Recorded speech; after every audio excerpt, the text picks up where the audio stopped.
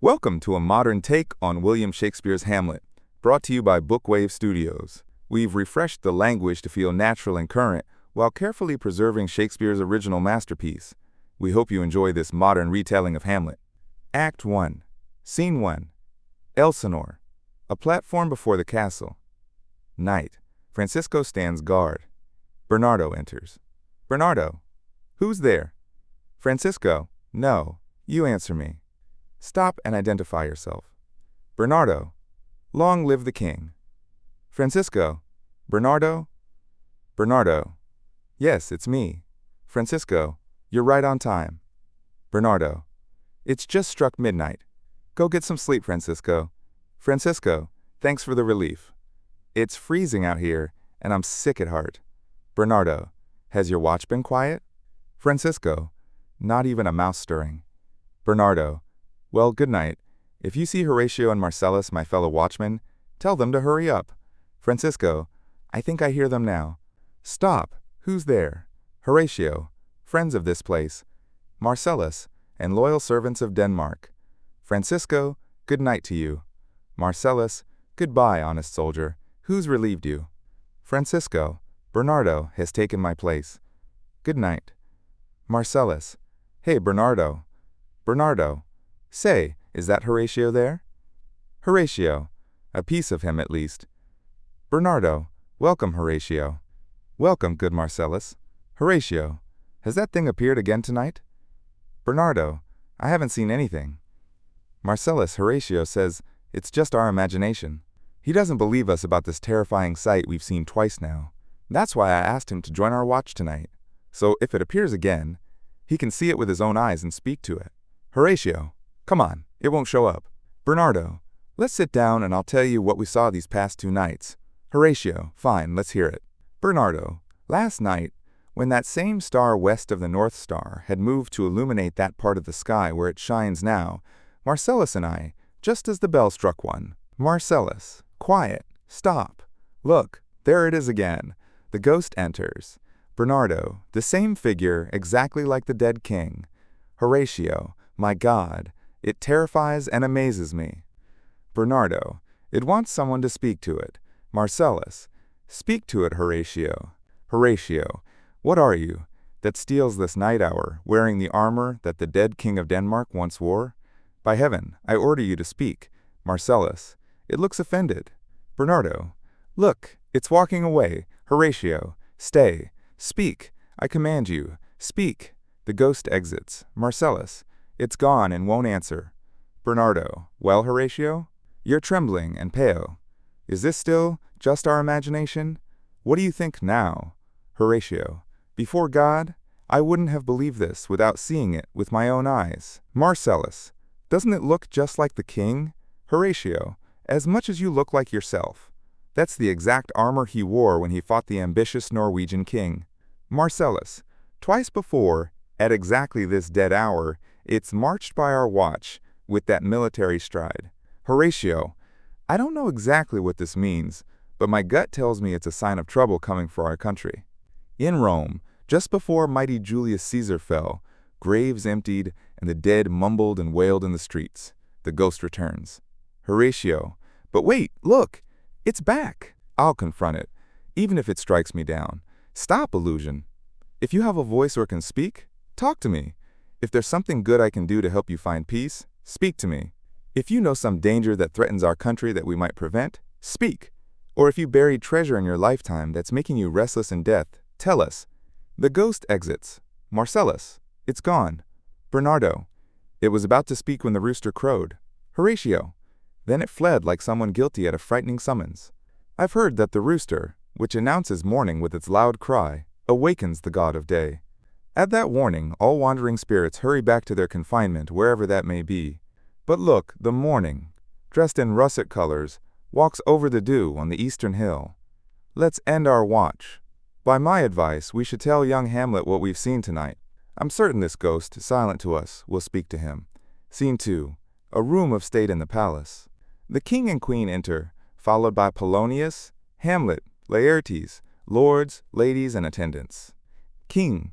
Though my dear brother Hamlet's death is still fresh in our memory, And though it was proper for us to carry grief in our hearts, and for the whole kingdom to wear the face of sorrow, reasonable judgment has now tempered our grief. While still remembering him, we must also think of ourselves. Therefore, I have taken as my wife my former sister-in-law, now our queen, the imperial partner of this warlike state. It's been done with muted joy, with one eye on happiness and one on tears. We haven't ignored your better wisdom in this matter, which has freely supported our decision. For all this, our thanks. Now, Laertes, what's your request? You mentioned wanting something. What is it, Laertes? Laertes, my respected lord, I seek your permission to return to France. I came willingly to Denmark for your coronation, but now that duty is done, and my thoughts and wishes turn back to France. I ask your gracious permission. King, do you have your father's approval? What does Polonius say? Polonius, he has, my lord. I reluctantly gave him permission after his persistent requests. I ask that you let him go. King, take your leave then, Laertes. May you use your time well and spend it as you wish. And now, my cousin Hamlet and my son. Hamlet, a little more than kin and less than kind. King, why do these dark clouds still hang over you? Hamlet, not at all, my lord. I'm too much in the sun. Queen, good Hamlet, take off those dark clothes and look on Denmark with friendly eyes. Stop searching for your noble father in the dust forever. You know it's natural. All who live must die, passing from nature to eternity. Hamlet, yes, madam, it is common. Queen, if it's so common, why does it seem to affect you so personally? Hamlet, seem, mother? No, it is. I don't know what seeming means. It's not just my black clothes, mother, nor the traditional signs of grief, the downcast face, the tears, or other outward shows of mourning that truly reveal what I feel. These things might just be acts. What I have inside goes beyond all display. The rest is just the decoration of grief.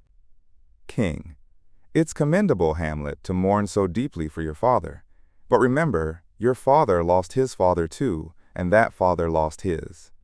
The survivor is obliged to show grief for some appropriate time. But to persist in excessive mourning is stubborn and impious. It shows a will defiant toward heaven, a weak heart, an impatient spirit. It reveals a mind untrained and unschooled. Since we know death is inevitable, why should we take it so personally? Stop this fruitless grief and think of me as a father. The world should know that you are next in line to the throne, and I hold you as dear as any father holds his son. Queen, please don't leave us to go to Wittenberg, Hamlet. Stay here with us. Hamlet, I shall do my best to obey you, madam. King, that's a loving and fair reply. Remain here in Denmark, as close as family. Madam, come. Hamlet's kind and unforced agreement makes me smile. To celebrate, every toast that Denmark drinks today will be announced by cannon fire, echoing to the clouds like thunder. Hamlet, oh, if only this too solid flesh would melt, thaw, and dissolve into dew. Or if God hadn't forbidden suicide. Oh, God. How weary, stale, flat, and pointless life seems to me. It's disgusting. The world is an untended garden growing to seed, filled with things rank and gross. It's come to this. Only 2 months dead. No, not even 2. Such an excellent king, compared to this one, like a god to a beast. So loving to my mother that he wouldn't let even the winds blow too harshly on her face. Heaven and earth! Must I remember? She would hang on him as if her appetite grew stronger the more she fed on his love. Yet within a month, I can't bear to think of it. Frailty, thy name is woman. 1 short month, before her tears had even dried, she married my father's brother. My uncle, who resembles my father no more than I resemble Hercules. Within a month, with her eyes still red from crying, she married. Such wicked speed, rushing to incestuous sheets. It can't lead to good, but break my heart, for I must hold my tongue. Horatio, Bernardo, and Marcellus enter. Horatio, greetings, my lord. Hamlet, I'm glad to see you well. Horatio, or I forget myself. Horatio, the same, my lord, and always your humble servant. Hamlet, sir, my good friend, I'll call you by no title. And what brings you from Wittenberg, Horatio? Marcellus? Marcellus, my good lord. Hamlet, I'm very glad to see you. Good evening, sir. But really, what brings you from Wittenberg? Horatio, just skipping school, my lord. Hamlet, I wouldn't let your enemies say that about you, nor will you make me believe such a report against yourself. I know you're no truant. So what brings you to Elsinore? We'll teach you to drink deeply before you leave. Horatio. My lord, I came to see your father's funeral. Hamlet. Please don't mock me, fellow student. I think you came for my mother's wedding. Horatio. Indeed, my lord. It followed rather quickly. Hamlet. Thrift, thrift, Horatio. The funeral meats were served cold at the wedding. I wish I had met my worst enemy in heaven before I'd seen that day. Horatio. My father. I think I see my father. Horatio. Where, my lord? Hamlet. In my mind's eye. Horatio. Horatio. I saw him once. He was a good king. Hamlet. He was a man, all things considered. I shall not look upon his like again. Horatio. My lord. I think I saw him last night. Hamlet. Saw who? Horatio. My lord, the king your father. Hamlet. The king my father? Horatio. Contain your surprise for a moment and listen carefully while I tell you this marvel, with these gentlemen as witnesses. Hamlet. For God's sake, let me hear it. Horatio. For 2 nights these gentlemen, Marcellus and Bernardo, while on watch in the dead waste of midnight, encountered this. A figure like your father, armed from head to toe, appears before them. It solemnly marches slowly and stately past them, 3 times within a staff's length of their terrified eyes. They stood paralyzed with fear, not speaking a word. They told me this secret, and on the 3rd night I kept watch with them. Just as they had described, at the exact time, in the same form, the apparition came. I knew your father. These hands are not more alike. Hamlet. But where was this? Marcellus. My lord. On the platform where we kept watch. Hamlet. Did you speak to it? Horatio. My lord. I did. But it gave no answer. Yet once it seemed to lift his head as if to speak. But just then the morning rooster crowed loudly, and at that sound it hurried away and vanished. Hamlet. Very strange. Horatio. As I live, my honored lord, it's true. We thought it our duty to let you know. Hamlet. Indeed, indeed, gentlemen, this troubles me. Are you on watch again tonight? Marcellus and Bernardo. We are, my lord. Hamlet. Armed, you say? Marcellus and Bernardo. Armed, my lord. Hamlet. From top to toe? Marcellus. From head to foot, my lord. Hamlet. Then you didn't see his face? Horatio. Yes, my lord. His visor was up. Hamlet. Did he look angry? Horatio. More sorrowful than angry. Hamlet. Pale or flushed? Horatio. Very pale. Hamlet. And he fixed his eyes on you? Horatio. Most intently. Hamlet. I wish I had been there. Horatio.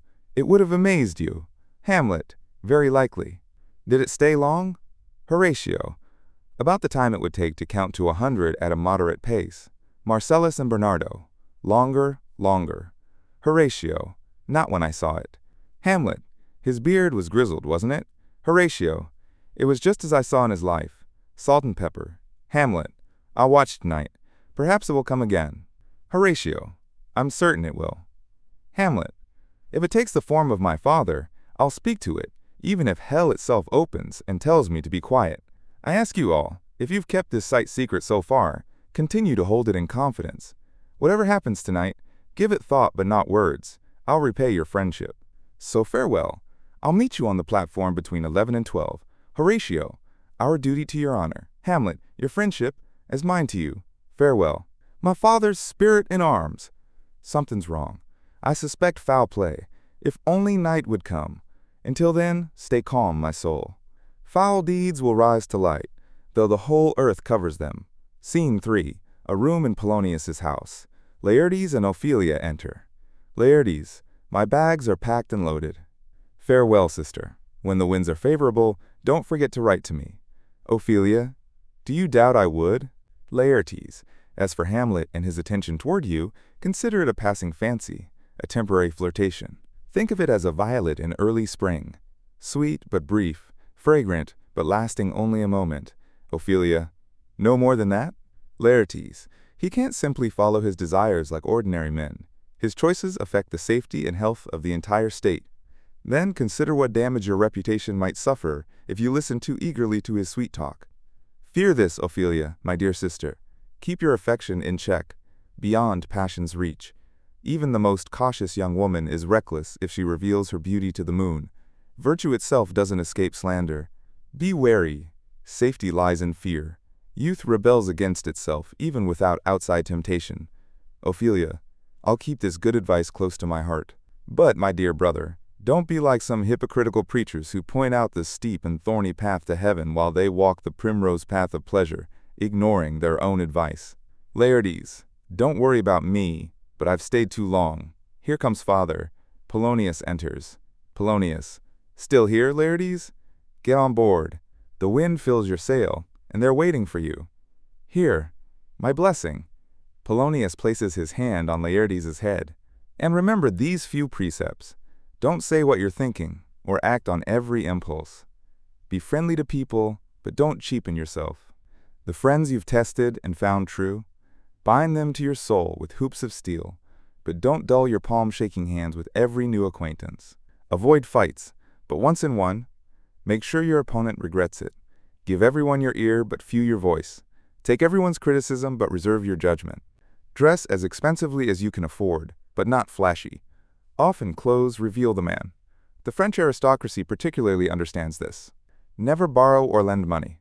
Loans often lose both the money and the friend, and borrowing dulls your sense of economy.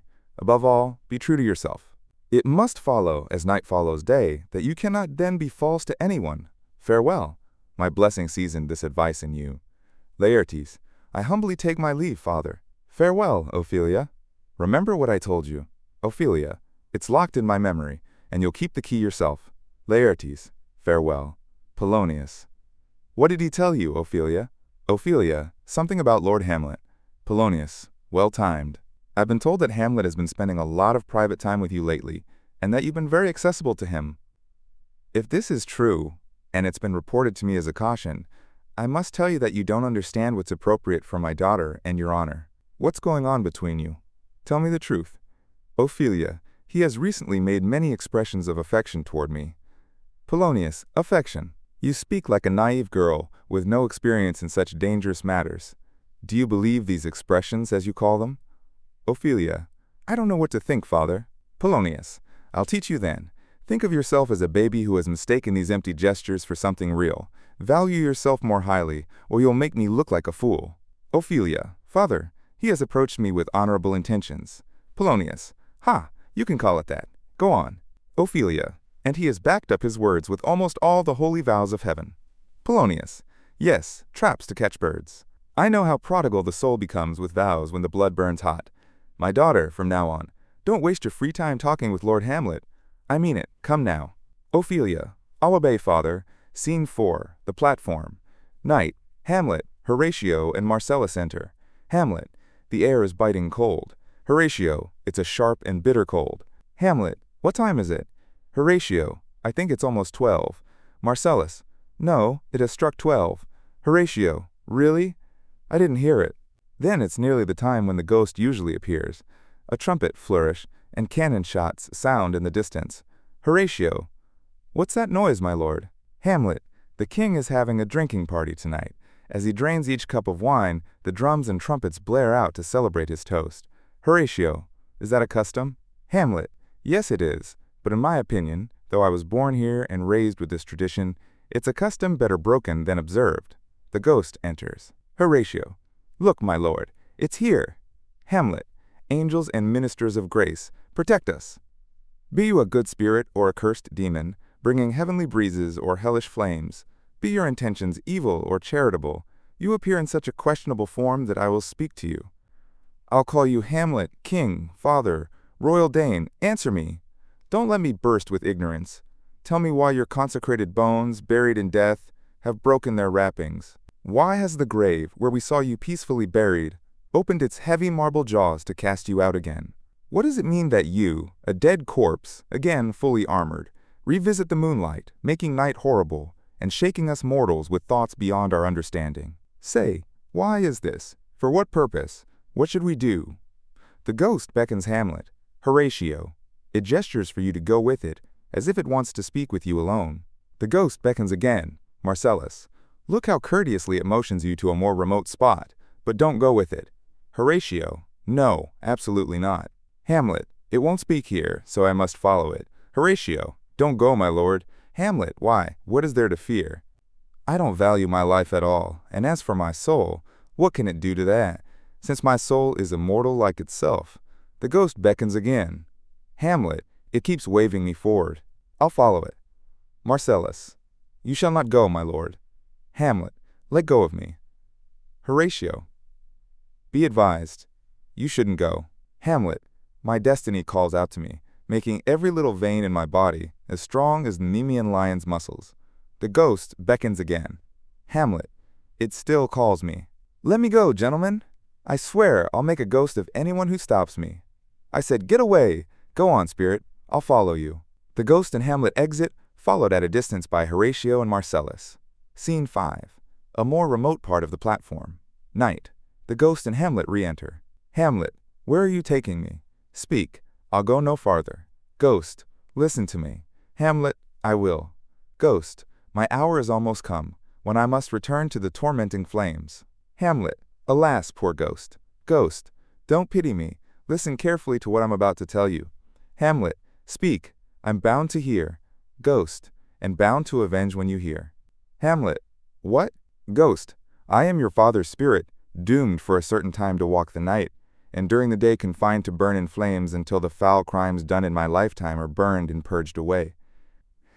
If I weren't forbidden to tell the secrets of my prison house, I could tell a tale that would chill your blood, freeze your young blood, make your eyes pop like stars from their sockets, and your smooth hair stand on end like porcupine quills. But this eternal revelation isn't meant for mortal ears. Listen, listen, listen, if you ever loved your dear father. Hamlet, O God, ghost, avenge his foul and unnatural murder. Hamlet, murder. Ghost, murder most foul as murder always is, but this one particularly foul, strange, and unnatural. Hamlet, tell me quickly, so I can sweep to my revenge with wings as swift as thought or love. Ghost, I see you're ready. You'd have to be duller than the fat weed that rots on Lethe's shore not to stir at this. Now listen, Hamlet. It's been rumored that a snake bit me while I was sleeping in my garden. That story has fooled all of Denmark. But know this, noble youth. The serpent that took your father's life now wears his crown. Hamlet, my prophetic soul, my uncle, Ghost. Yes, that incestuous, adulterous beast, with his witchcraft of charm and traitorous gifts. Oh, what evil gifts can seduce so well, won over my seemingly virtuous queen. Oh, Hamlet, what a fall that was. From me, whose love was so honorable it went hand in hand with the vow I made to her in marriage, to lower herself to a wretch whose natural gifts were poor compared to mine. But wait, I sense the morning air. Let me be brief. While I was sleeping in my garden, as was my custom in the afternoon, your uncle crept up, with a vial of poisonous yew extract, and poured the deadly substance into my ear. The poison spread through my body like quicksilver, curdling my blood instantly. Thus, by my own brother's hand, I lost my life, my crown and my queen all at once, cut down in the bloom of my sin, with no chance for confession or last rites, sent to judgment with all my imperfections on my head. Hamlet, oh horrible, most horrible. Ghost, if you have any natural feeling, don't allow this. Don't let the royal bed of Denmark become a nest of incest. But however you pursue this act, don't corrupt your mind or plot against your mother. Leave her to heaven, and to the thorns that prick her conscience. Farewell. The glowworm shows morning is near as its glow begins to pale. Goodbye, goodbye, goodbye. Remember me. The ghost exits. Hamlet, hold fast, my heart.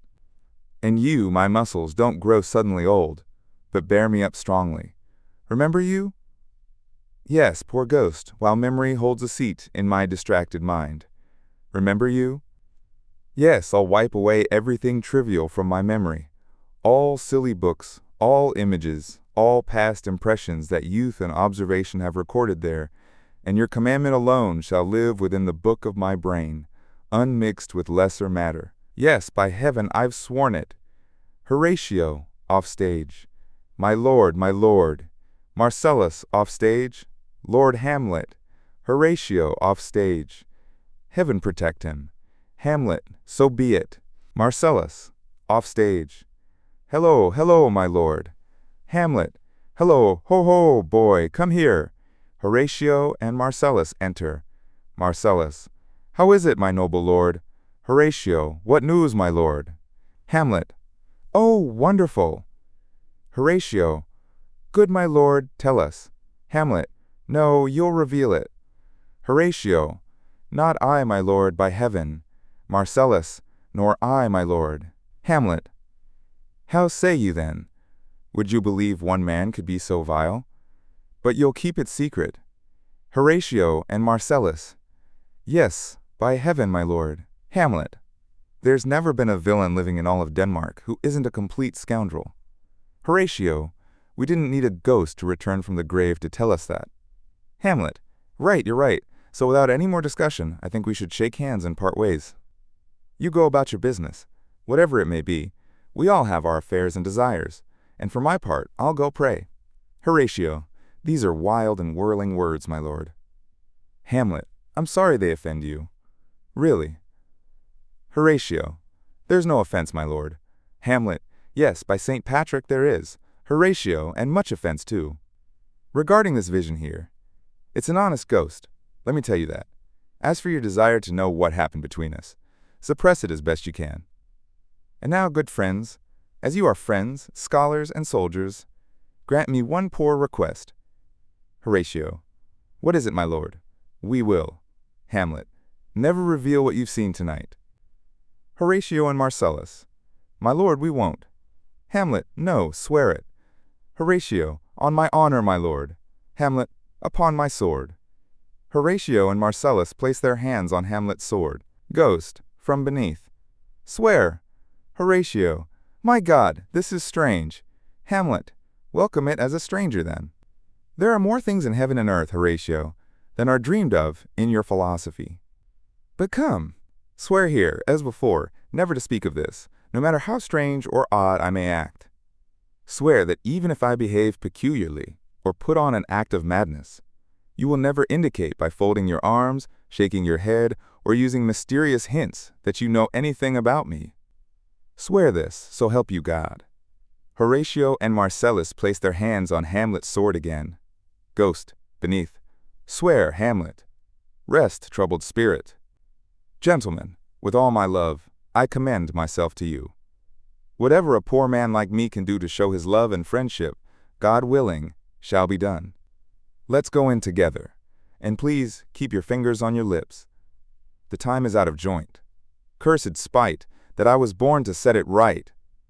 No, come, let's go together. Act 2. Scene 1. A room in Polonius's house. Polonius enters, meeting Ophelia. Polonius. What's wrong, Ophelia? Ophelia. Oh, my lord, I've been so frightened. Polonius. By what, in heaven's name? Ophelia. My lord, as I was sewing in my room, Lord Hamlet came in with his clothes all undone, pale as his shirt, his knees knocking together, with such a pitiful look on his face, as if he'd been let out of hell to speak of horrors. He came before me. Polonius. Mad for your love? Ophelia. My lord, I don't know, but I truly fear it. Polonius. What did he say? Ophelia. He grabbed my wrist and held it tightly. Then he stepped back to arm's length, put his other hand over his brow, and began studying my face as if drawing it. He stayed like that for a while. Finally, with a slight shake of my arm and nodding his head 3 times up and down, he let out such a deep, sad sigh that it seemed to shatter his whole body and end his life. After that, he let me go, and with his head turned over his shoulder, he seemed to find his way without using his eyes, going out the door without their help, his gaze fixed on me until the end. Polonius, come with me. I need to find the king. This is the very madness of love. Its violent nature destroys itself and leads to desperate actions as often as any passion under heaven. I'm sorry. Have you said anything harsh to him lately? Ophelia, no, my good lord. I've only, as you commanded, rejected his letters and denied him access to me. Polonius, that's what has driven him mad. I'm sorry I didn't observe him more carefully. I feared he was just trifling with you, meaning to ruin you. Damn my suspicious nature. It seems we older folks are just as prone to misjudgment as the young are to carelessness. Come, let's go to the king. This must be known. Keeping it hidden could cause more grief than revealing his love would cause hatred. Scene 2. A room in the castle. The king, queen, Rosencrantz, Guildenstern, and attendants enter. King, welcome, dear Rosencrantz and Guildenstern. Besides our longing to see you, the need for your services has prompted this hasty summons. You've heard about Hamlet's transformation. I can call it nothing else, as the man we knew is completely altered, inside and out. What besides his father's death could have caused such a change, I can't imagine. I ask you both, having been raised with him since youth, and being so close to him in both age and temperament, to stay here at court a while. Use your company to draw him into activities and games, and try to discover if anything unknown to us is afflicting him, which if found might be within our power to remedy. Queen, good gentleman, he has talked much about you, and I'm sure there are no two men alive he cares for more.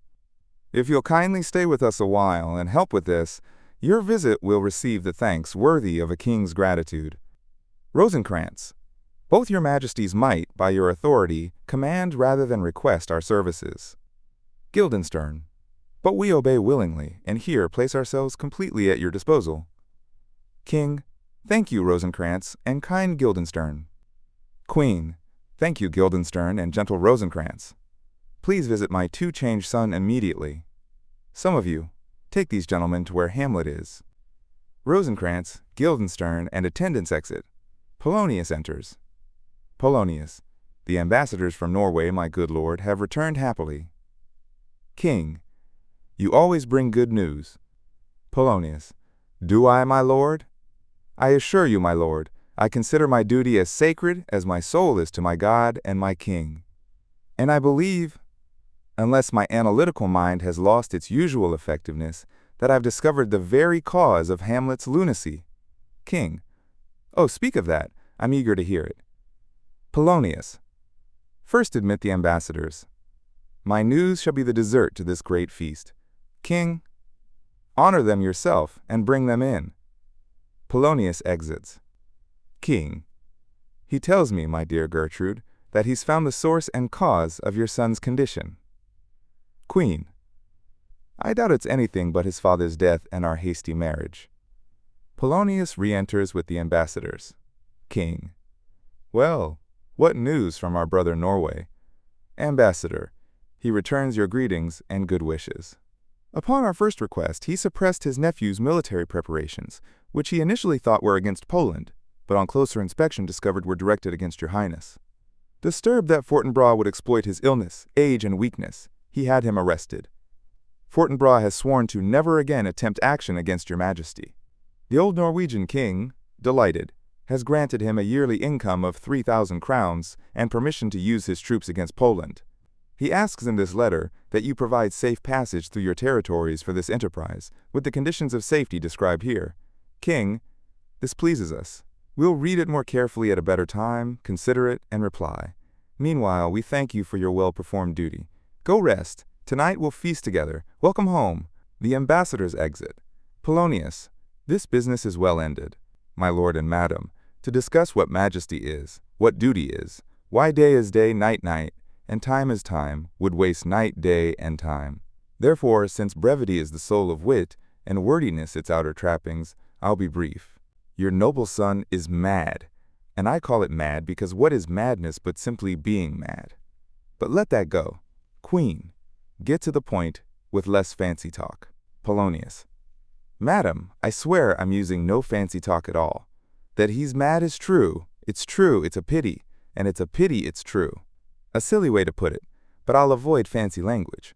So let's grant he's mad, and now we need to find the cause of this effect, or rather, the cause of this defect, since this defective effect comes from a cause. This is what remains, and the remainder is this. I have a daughter, while she's mine, who, in her duty and obedience, has given me this letter. Now listen and draw your own conclusions. To the celestial and my soul's idol, the most beautiful Ophelia. That's a bad phrase, a vulgar phrase. Beautiful is a vulgar phrase, but you'll hear the rest. Thus, in her excellent white bosom, these, etc. Queen, has Hamlet sent this to her? Polonius, good madam, wait a moment. I'll be accurate. Doubt that the stars are fire, doubt that the sun moves, doubt truth itself, but never doubt my love. Dear Ophelia, I'm not good at poetry. I don't have the skill to measure my groans properly, but that I love you best, believe it. Farewell. Yours forever, most dear lady, as long as this body is mine, Hamlet. My obedient daughter has shown me this and has told me about his approaches to her, with all the details of when, where, and how. King, but how has she received his love? Polonius, what do you think of me, King? As a loyal and honorable man. Polonius, I'd like to prove that. But what would you think if, when I saw this hot love take flight, and I did notice it, I must tell you, before my daughter told me, what would you think if I just ignored it or quietly watched? No, I went straight to work and said to my young lady, Lord Hamlet is a prince, out of your sphere, this cannot be. Then I instructed her to stay away from him, reject his messages, and refuse his gifts.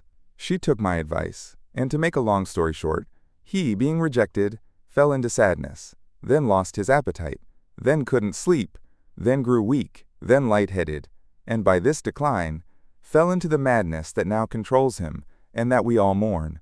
King, do you think this is the cause? Queen, it seems very likely. Polonius, has there ever been a time, I'd like to know, when I've positively said, it is so, and it proved otherwise? King, not that I know of. Polonius, take my hit from my shoulders if I'm wrong. If circumstances guide me, I'll find the truth, even if it's hidden at the center of the earth. King, how can we test this further? Polonius, you know sometimes he walks for hours in the lobby. Queen, yes he does. Polonius, at such a time I'll send my daughter to him. You and I will hide behind a tapestry and observe their meeting. If he doesn't love her and hasn't lost his sanity from that, let me no longer serve in state affairs but keep a farm and cart drivers instead. King, we'll try it. Enter Hamlet, reading. Queen, look, the poor soul comes reading. Polonius, leave us both, please. I'll approach him now. The king and queen exit. Polonius, how are you, Lord Hamlet? Hamlet, well, thank you. Polonius, do you know who I am? Hamlet, perfectly well. You're a fishmonger. Polonius, not I, my lord. Hamlet, then I wish you were that honest. Polonius, honest, my lord? Hamlet, yes, sir.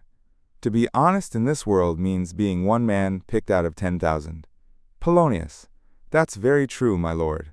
Hamlet, for if the sun breeds maggots in a dead dog, being itself like a god-kissing carrion, do you have a daughter?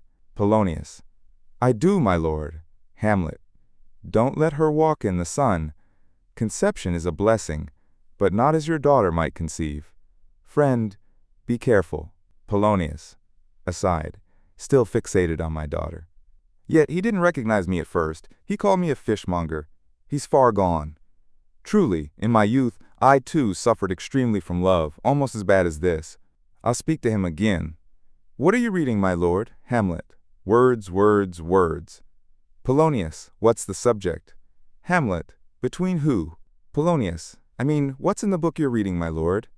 Hamlet, slander, sir.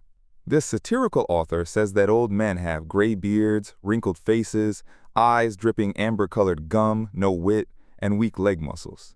Well, I believe all this most strongly. I don't think it's proper to write it down, because you yourself, sir, would grow as old as I am if you could only go backward in time like a crab. Polonius, aside. Though this is madness, there's method in it. Will you come out of this air, my lord? Hamlet, into my grave? Polonius, indeed, that would be out of the air. Aside. How pregnant his replies sometimes are. Madness often hits on insights that sanity and reason couldn't deliver so well. I'll leave him now and immediately arrange a meeting between him and my daughter. My honorable lord, I'll take my leave. Hamlet, you can't take anything from me that I'd more willingly part with, except my life. Polonius, farewell, my lord. Hamlet, these tedious old fools. Polonius, off stage. You're looking for Lord Hamlet? He's right there. Rosencrantz and Guildenstern enter. Rosencrantz, God save you, sir. Guildenstern, my honored lord. Rosencrantz, my most dear lord. Hamlet, my excellent good friends. How are you, Guildenstern? Ah, Rosencrantz. Good lads, how are you both? Rosencrantz, just like ordinary men. Guildenstern, happy that we're not too happy. We don't quite reach the top button on Fortune's cap. Hamlet, Nor the soles of her shoes? Rosencrantz. Neither, my lord. Hamlet.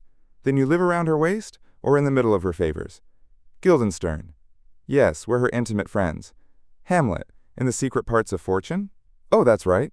She's a whore. What news? Rosencrantz. None, my lord, except that the world has become honest. Hamlet. Then doomsday must be near. But your news isn't true. Let me question you more specifically. What have you done to fortune that she sends you to prison here? Guildenstern. Prison, my lord. Hamlet. Denmark is a prison. Rosencrantz. Then the world is one too. Hamlet. A pretty large one, with many cells, wards, and dungeons. Denmark being one of the worst. Rosencrantz. We don't think so, my lord. Hamlet. Well, then it isn't one to you, since nothing is good or bad but thinking makes it so. To me, it's a prison. Rosencrantz. Maybe your ambition makes it seem that way. It's too small for your spirit. Hamlet. Oh God, I could be confined in a nutshell and count myself king of infinite space, if only I didn't have bad dreams. But in straight talk, why have you come to Elsinore? Rosencrantz. To visit you, my lord, no other reason. Hamlet. Beggar that I am, I'm even poor in thanks, but I thank you. Though I'm worthless, my thanks are too expensive at half a penny. Were you sent for? Did you come freely? Be honest with me. Come, tell me. Guildenstern. What should we say, my lord? Hamlet. Anything. Just answer my question. You were sent for, and there's a kind of confession in your looks that your modesty hasn't the skill to disguise. I know the good king and queen sent for you. Rosencrantz. For what purpose, my lord? Hamlet, you must tell me that. But let me ask you, by our friendship, by our school days together, by the harmony of our youth, by whatever you hold most dear, be direct and tell me, were you sent for or not? Rosencrantz. To Guildenstern. What do you say? Hamlet. Aside. I see you now. If you care for me, don't hold back. Guildenstern. My lord, we were sent for. Hamlet. I'll tell you why. That way, you won't have to confess anything, and your secrecy to the king and queen won't be compromised. Recently, though I don't know why, I've lost all my happiness, stopped exercising, and fallen into such a gloomy mood that this beautiful earth seems like a barren cliff. This magnificent sky, this majestic canopy of clouds, this splendid roof decorated with golden fire, all of it appears to me as nothing but a foul collection of vapors. What a masterpiece is man! How noble in reason! How infinite in faculties! In form and movement, how elegant and admirable! In action, how like an angel! In understanding, how like a god! The beauty of the world, the paragon of animals, and yet to me, what is this quintessence of dust? I take no pleasure in man, no, nor in woman either, though you seem to imply that with your smile. Rosencrantz. My lord, that wasn't what I meant. Hamlet. Then why did you laugh when I said, I take no pleasure in man? Rosencrantz. I was thinking, if you take no pleasure in people, what a poor welcome the actors will receive from you. We overtook them on the way here. They're coming to offer you entertainment. Hamlet. The one who plays the king shall be welcome. His Majesty shall have tribute from me. The adventurous knight shall use his sword and shield. The lover shall sigh for free. The joker shall make people laugh. The lady shall speak her mind, and the verse won't stumble. Who are these actors? Rosencrantz. The same ones you used to enjoy, the tragedians from the city. Hamlet. Why are they traveling? They were better off staying in the city, both for reputation and profit. Rosencrantz. I think their popularity has declined lately. Hamlet. Do they still have the same following they had when I was in the city? Are they as well attended? Rosencrantz. No, indeed, they're not.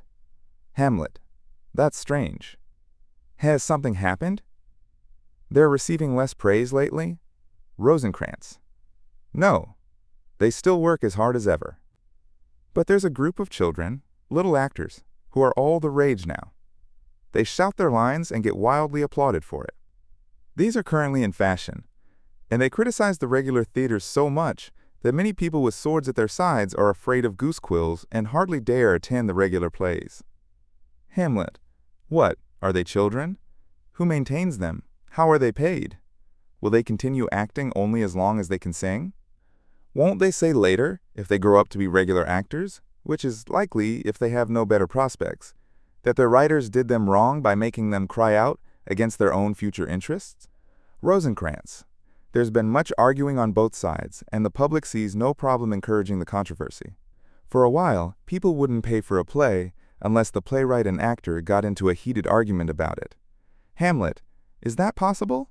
Guildenstern. Oh, there's been plenty of head-knocking. Hamlet. And do the boys win? Rosencrantz. Yes, my lord. They defeat Hercules and carry the whole world on their shoulders. Hamlet. It's not surprising. My uncle is king of Denmark, and the same people who made faces at him while my father was alive now pay 20, 40, 50 ducats each for his portrait in miniature. There's something supernatural about this, if philosophy could figure it out. A trumpet flourish sounds. Guildenstern. Here come the actors. Hamlet. Gentlemen, you're welcome to Elsinore. Your hands. The proper welcome includes courtesy and ceremony. Let me greet you this way, or my reception of the actors, which must show outwardly, might appear warmer than yours. You're welcome, but my uncle-father and aunt-mother are deceived. Guildenstern. In what way, my dear lord? Hamlet. I'm only mad north-northwest. When the wind is southerly, I know a hawk from a handsaw. Polonius. Off stage. Well, be with you, gentlemen. Hamlet. Listen, Guildenstern. And you too, Rosencrantz. At each ear a listener. That great baby you see there hasn't yet emerged from his swaddling clothes. Rosencrantz. Perhaps he's returned to childhood, as they say an old man becomes a child again. Hamlet. I predict he's come to tell me about the players. Watch. You're right, sir. It happened Monday morning. That's right. Polonius enters. Polonius. My lord, I have news for you. Hamlet. My lord, I have news for you too. When Roscius was an actor in Rome. Polonius. The actors have arrived here, my lord. Hamlet. Fantastic. Polonius. Upon my honor. Hamlet. Then came each actor on his ass. Polonius.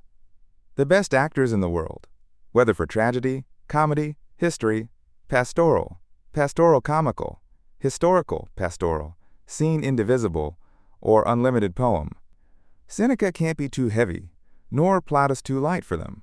For both written script and improvisation, these are the only actors around. Hamlet. O Jephthah, judge of Israel, what a treasure you had. Polonius.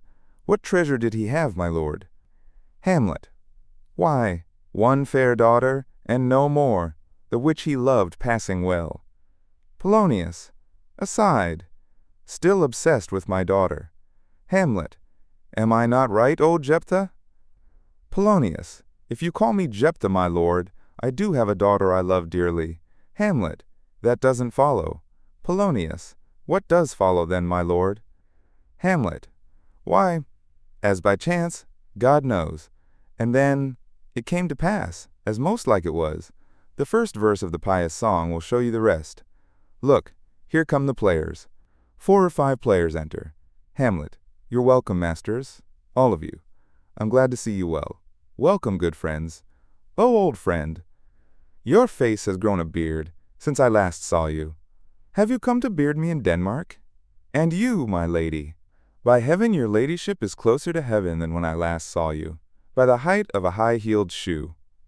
I hope your voice hasn't cracked like a gold coin. Masters, you're all welcome. We'll get right to it like French falconers. Fly at the first thing we see. Let's have a speech right away.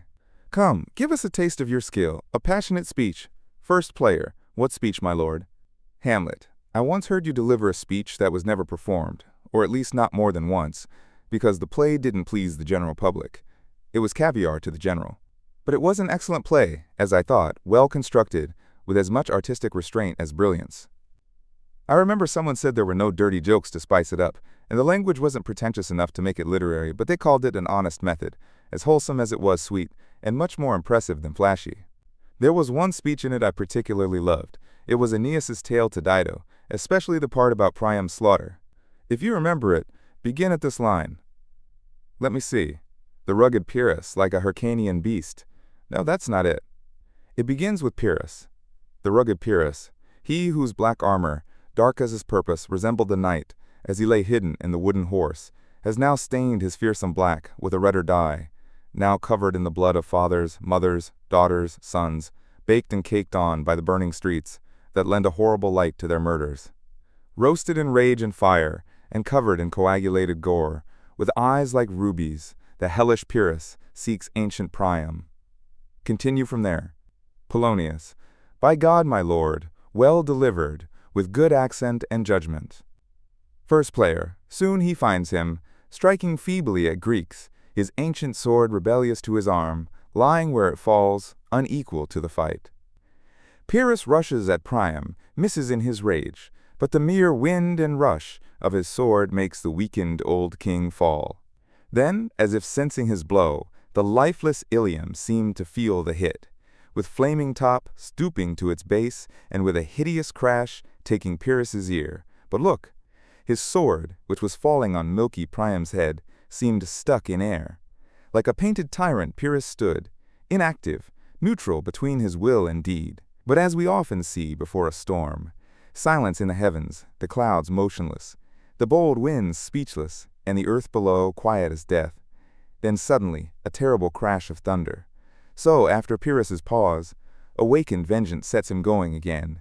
And never did the Cyclops' hammers fall on Mars's armor, forged for eternal strength, with less mercy than Pyrrhus's bleeding sword now falls on Priam. Out, out, you whore of fortune!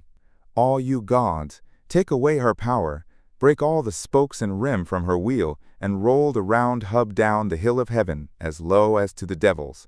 Polonius. This is too long. Hamlet. It'll go to the barber with your beard. Please continue. He wants a jig, or a dirty story, or he falls asleep. Continue with Hecuba. First player. But who? Oh, who had seen the mobled queen?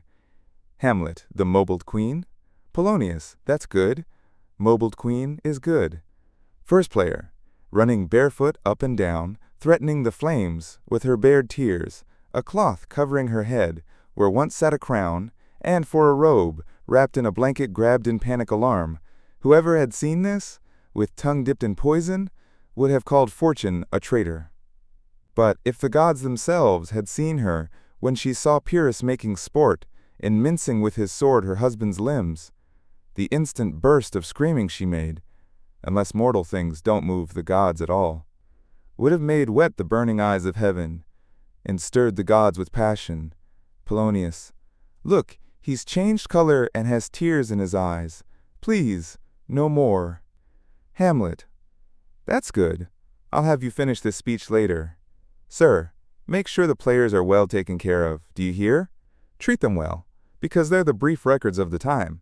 After you die, you'd be better with a bad epitaph than their ill report while you live. Polonius. My lord, I'll treat them according to their worth. Hamlet. God's bodkin, man, much better. Treat every man according to what he deserves, and who would escape a whipping? Treat them with your own honor and dignity. The less they deserve, the more credit your generosity earns. Take them in. Polonius. Come, gentlemen. Hamlet. Follow him, friends. We'll hear a play tomorrow. Listen, old friend. Can you perform The Murder of Gonzago? First player. Yes, my lord. Hamlet. We'll have it tomorrow night. Could you, if needed, learn a speech of about a dozen lines that I'd write and insert into the play? First player. Yes, my lord. Hamlet. Very good. Follow that, lord, and don't mock him. My good friends, I'll see you tonight. You're welcome to Elsinore, Rosencrantz, and Guildenstern exit. Hamlet, continuing to the players. Old friend, can we speak in private? The players exit. Hamlet, alone. Now I'm alone. What a lowly, worthless slave I am. Isn't it monstrous that this actor here, merely pretending in a fiction, a dream of passion, could force his soul to embody his own idea so completely that his face grew pale, tears filled his eyes, his expression became desperate, his voice broke, and his whole body adapted to his conception? And all for nothing, for Hecuba. What's Hecuba to him, or he to Hecuba, that he should weep for her? What would he do if he had the motive and reason for passion that I have? He would drown the stage with tears, split the audience's ears with terrible speech, drive the guilty mad, terrify the innocent, confuse the ignorant, and shock the very faculties of eyes and ears. Yet I, a dull, muddy-spirited rascal, mope around like a daydreamer, unpassionate about my cause, and can't say a word, no, not even for a king whose life and property were wickedly stolen. Am I a coward? Who calls me villain, breaks my head, pulls my beard and blows it in my face, pinches my nose, calls me a liar down to my lungs? Who does all this to me? Ha!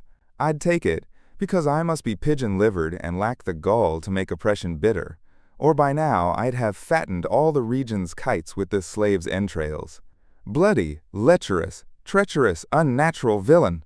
Oh, vengeance, what an ass I am! How brave of me! I, the son of a dear father murdered, prompted to revenge by heaven and hell, must unpack my heart with words and fall to cursing like a whore or a kitchen maid? Disgusting. Get to work, my brain. I've heard that guilty people, watching a play, have been so struck by the cunning of the scene that they've immediately confessed their crimes. Murder, though it has no tongue, will speak through some miraculous organ. I'll have these actors perform something like my father's murder in front of my uncle. I'll watch his reaction. If he flinches, I'll know what to do. The ghost I've seen might be the devil, and the devil has the power to take a pleasing shape. Maybe he's taking advantage of my weakness and sadness to damn me. I need better evidence. The play's the thing that will catch the conscience of the king. Act 3. Scene 1. A room in the castle. The king and queen enter, followed by Polonius, Ophelia, Rosencrantz, and Guildenstern. King. And you can't, through conversation, learn why he's acting so strangely, disturbing his peace of mind with this dangerous lunacy? Rosencrantz. He does admit he feels distracted, but won't say from what cause. Guildenstern. Nor is he willing to be questioned. He keeps himself at a distance, with a crafty madness whenever we try to get him to confess what's really wrong. Queen. Did he receive you well? Rosencrantz. Very politely. Guildenstern, but with much forced courtesy. Rosencrantz. He wasn't very forthcoming, but answered our questions willingly. Queen. Did you invite him to any entertainment? Rosencrantz. Madam, it happened that we met some actors on the way. We told him about them, and there seemed to be a kind of joy in him to hear of it. They're here at court, and I think they already have orders to perform for him tonight. Polonius. It's very true, and he's asked me to invite your majesties to see and hear the play. King, with all my heart, it makes me happy to hear he's interested. Gentlemen, encourage him further, and push his mind toward these pleasures. Rosencrantz. We will, my lord. Rosencrantz and Guildenstern exit. King. Sweet Gertrude, leave us too, for we've privately sent for Hamlet, so that he, as if by accident, may meet Ophelia here. Her father and I, lawful spies, will hide, so that, seeing but unseen, we may judge their encounter honestly, and gather from his behavior whether it's the affliction of love or not that's causing his suffering. Queen, I'll obey you, and for your part, Ophelia, I hope your beauty is the happy cause of Hamlet's wildness. I hope your virtues will bring him back to his normal self, to the honor of both of you. Ophelia, Madam, I hope so too. The Queen exits. Polonius. Ophelia, walk around here.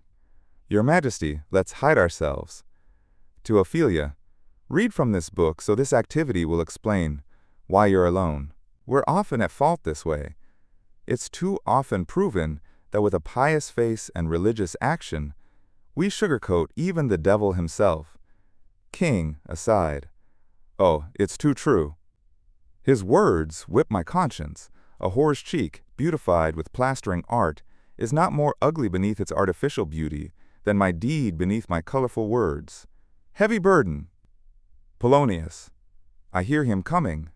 Let's withdraw, my lord. The king and Polonius exit, hiding. Hamlet enters. Hamlet. To be or not to be? That is the question.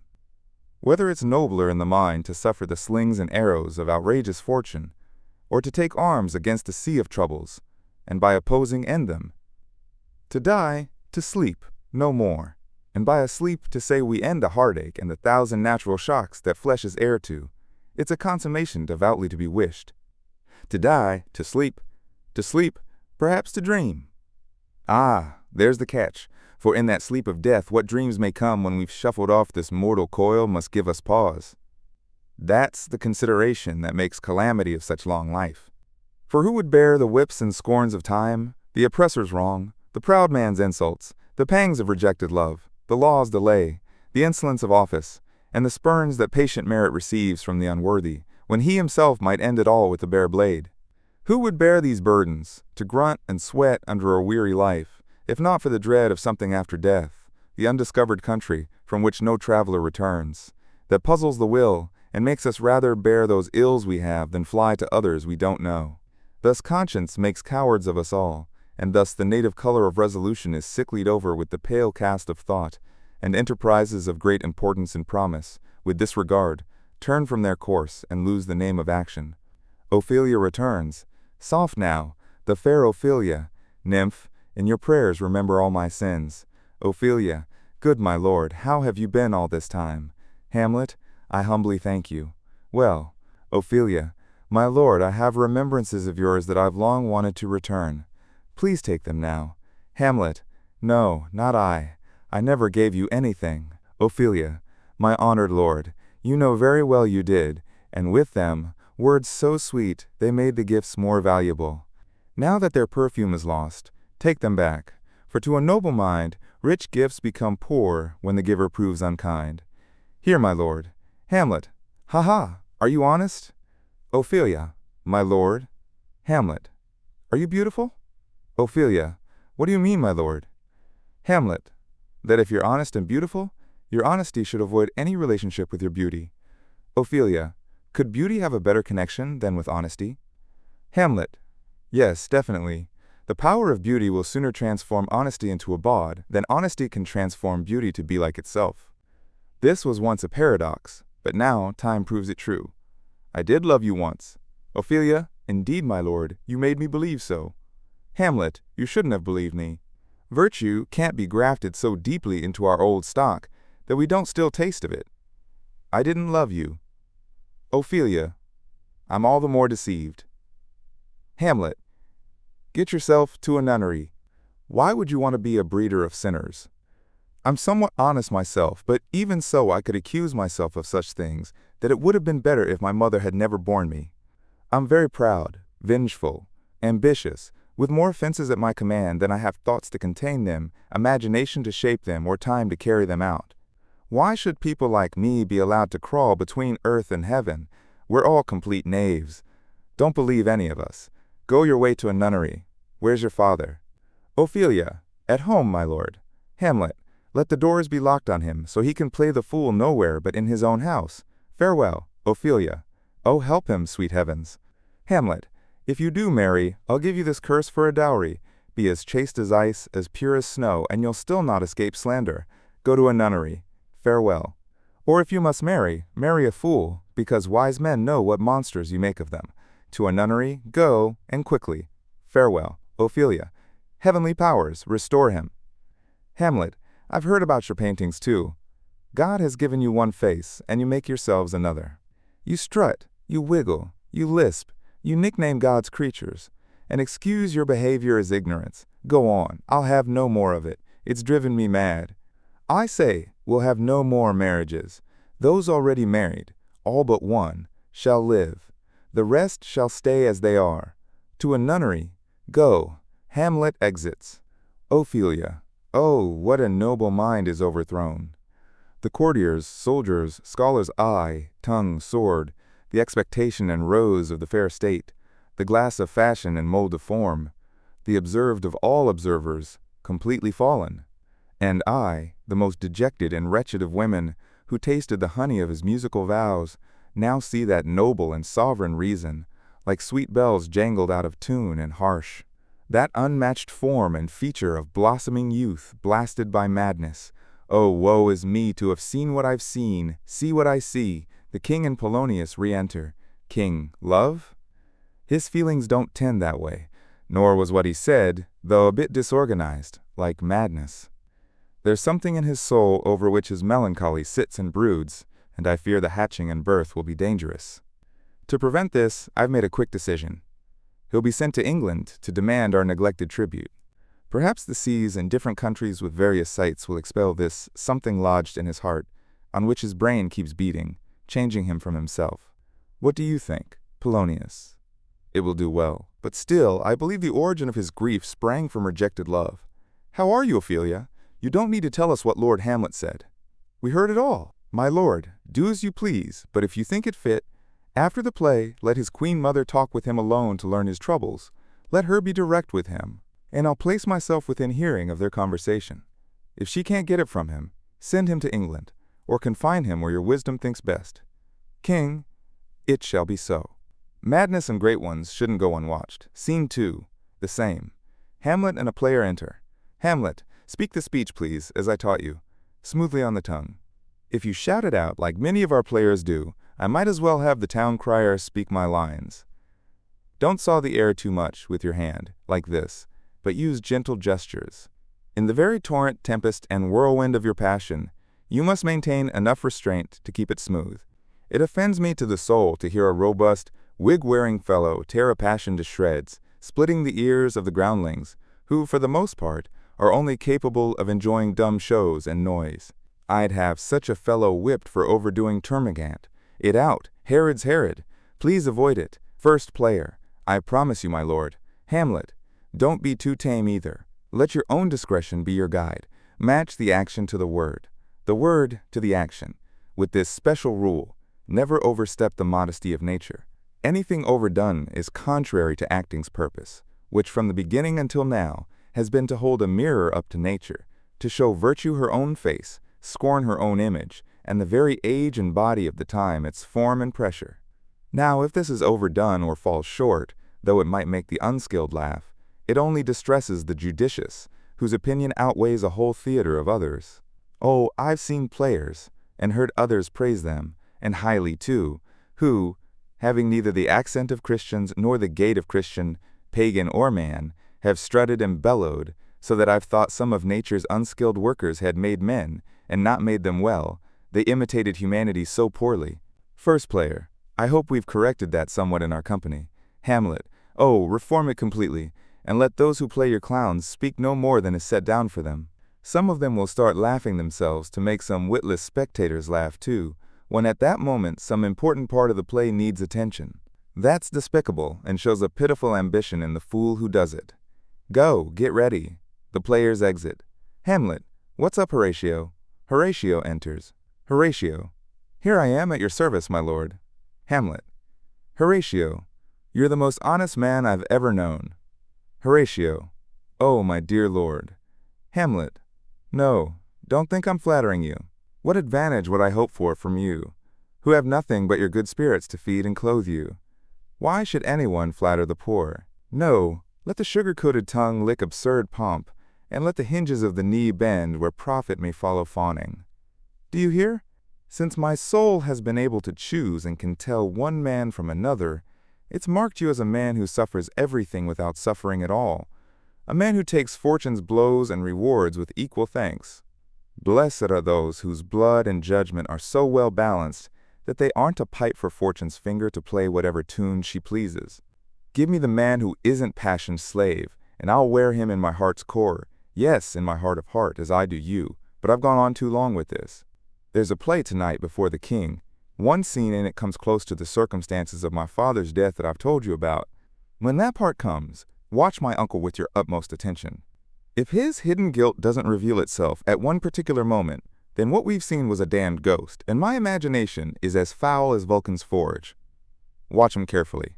I'll focus my eyes on his face, and afterward, we'll compare notes to judge his reaction. Horatio exits, going to the play area. A march is heard. The king, queen, Polonius, Ophelia, Rosencrantz, Guildenstern, and others enter and take their seats. The king and queen sit at the left, Ophelia sits at the right. King, how is our cousin Hamlet doing? Hamlet, excellent actually. I eat the air, promise crammed. You can't fatten chickens that way. King, I don't understand that answer, Hamlet. Those aren't my words. Hamlet, no, nor mine either now. My lord, you once acted in a play at the university, you said? Polonius, that I did, my lord, and was considered a good actor. Hamlet, what part did you play? Polonius, I played Julius Caesar. I was killed in the Capitol. Brutus killed me. Hamlet, it was a brutal part of him to kill so capital a calf there. Are the players ready? Rosencrantz, yes, my lord. They await your convenience. Queen, Come here, dear Hamlet. Sit by me. Hamlet. No, good mother. Here's metal more attractive. Hamlet sits at Ophelia's feet. Polonius, to the king. Oh, did you notice that? Hamlet. Lady, shall I lie in your lap? Ophelia. No, my lord. Hamlet. I mean, my head in your lap? Ophelia. Yes, my lord. Hamlet. Did you think I meant something inappropriate? Ophelia. I think nothing, my lord. Hamlet. That's a fair thought to lie between a maid's legs. Ophelia. What is, my lord? Hamlet. Nothing. Ophelia. You're playful, my lord. Hamlet.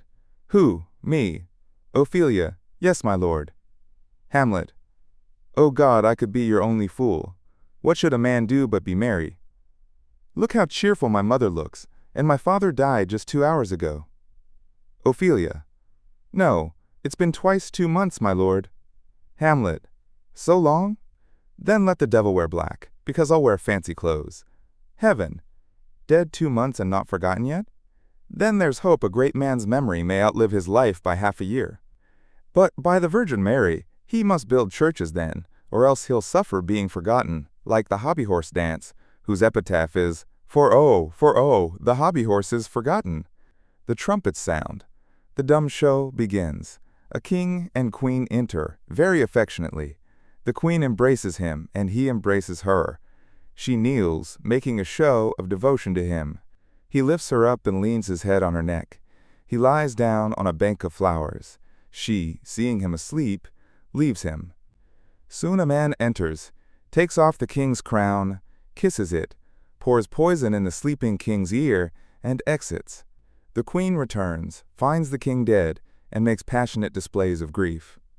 The poisoner, with 2 or 3 others, comes in again, seeming to console the queen. The dead body is carried away. The poisoner woos the queen with gifts. She seems reluctant and unwilling for a while, but eventually accepts his love. They exit. Ophelia. What does this mean, my lord? Hamlet.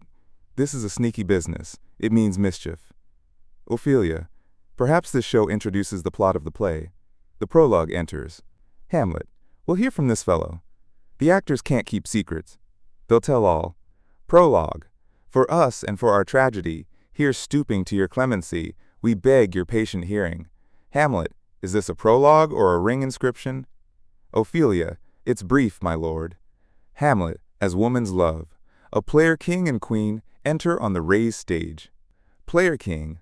Full 30 times has Phoebus's chariot gone round Neptune's salt sea and earth's round ground, since love joined our hearts and marriage joined our hands. Player queen. May the sun and moon count over as many more journeys before our love ends.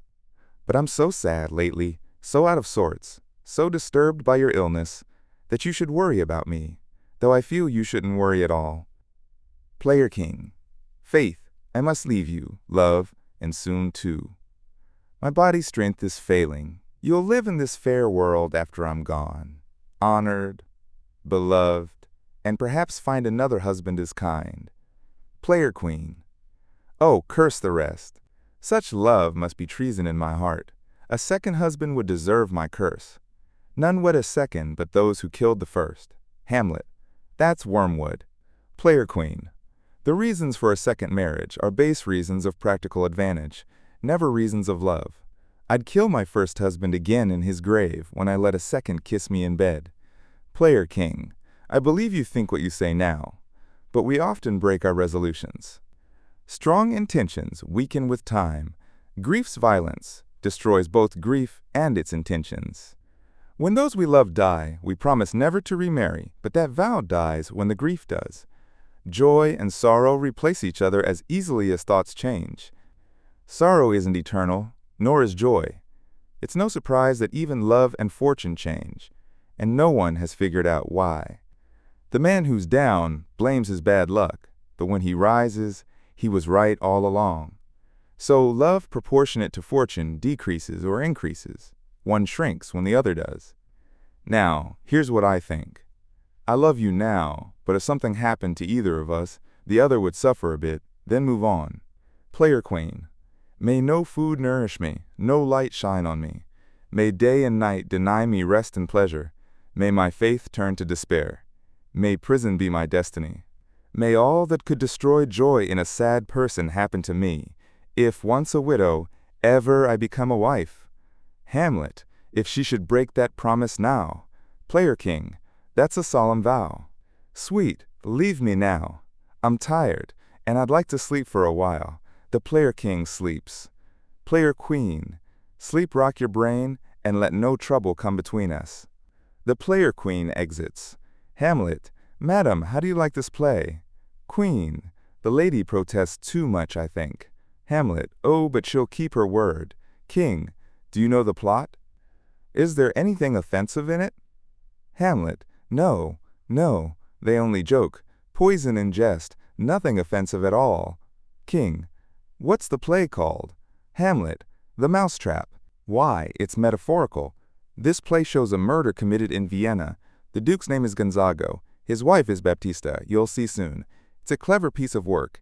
But what does it matter? Your Majesty and those of us with clear consciences aren't affected. Let the guilty squirm, we're not hurt. Lucianus enters. Hamlet, this is Lucianus, nephew to the king. Ophelia, you're as good as a chorus, my lord. Hamlet, I could narrate for you and your lover if I could watch your playful gestures. Ophelia, you're sharp, my lord, you're sharp. Hamlet, it would cost you some groaning to take the edge off me. Ophelia, still sharper. Hamlet, so you misjudge your husbands. Begin, murderer.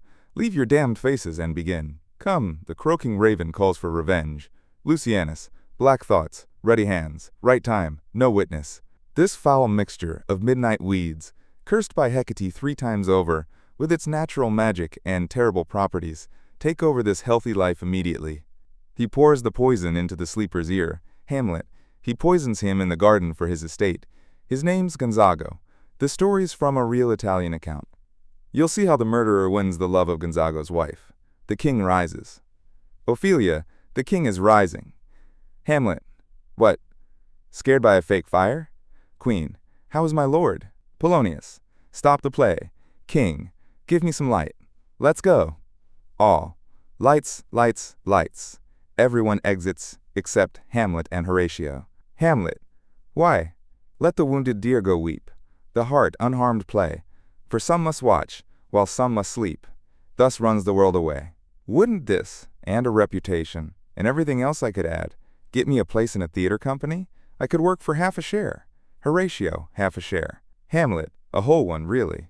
For thou dost know, O Damon dear, this realm dismantled was of Jove himself, and now reigns here a very, very peacock. Horatio, you might have rhymed better. Hamlet, oh good Horatio, I'll take the ghost's word for $1,000. Did you see his reaction? Horatio, very well, my lord. Hamlet, when they mentioned the poisoning? Horatio, I watched him closely. Hamlet, ha, get some music, get the recorders. If the king doesn't like the play, well then, he doesn't like it. Get some music. Rosencrantz and Guildenstern re-enter. Guildenstern, my lord, may I have a word with you? Hamlet, sir, a whole history. Guildenstern, the king, sir. Hamlet, yes, what about him? Guildenstern, he's gone to his room, very upset. Hamlet, by drinking, sir? Guildenstern, no, my lord, by anger. Hamlet, you should tell the doctor, because if I tried to diagnose him, it might make him even angrier. Guildenstern, my lord, make sense with what you're saying, and don't dodge my business so wildly. Hamlet, I'm calm, sir. Speak. Guildenstern, the queen, your mother, in deepest distress has sent me to you. Hamlet, you're welcome. Guildenstern, my lord, that courtesy isn't proper. If you'll give me a sane answer, I'll carry out your mother's request. If not, I'll leave, and that will end my business. Hamlet, sir, I can't. Guildenstern, can't what, my lord? Hamlet, give you a sane answer. My wits are diseased. But, sir, the answer I can give, you can use. Or rather, my mother can. So no more about that. To the matter, my mother, you say. Rosencrantz, your behavior has struck her with amazement and astonishment. Hamlet, oh wonderful son, that can so astonish a mother. But isn't there more to this maternal astonishment? Tell me. Rosencrantz, she wants to speak with you in her room before you go to bed. Hamlet, we'll obey even if she were 10 times our mother. Do you have any other business with us? Rosencrantz, My lord, you once liked me. Hamlet, and still do by these picker-stealers. Rosencrantz, good my lord, what's your cause of distemper? You're shutting the door on your own freedom by refusing to share your troubles with your friend. Hamlet, sir, I lack advancement. Rosencrantz, how can that be when you have the king's personal support for the throne of Denmark? Hamlet, yes sir, but while the grass grows, the proverb is a bit musty. Horatio and the musicians re-enter. Hamlet, oh, the recorders. Let me see one.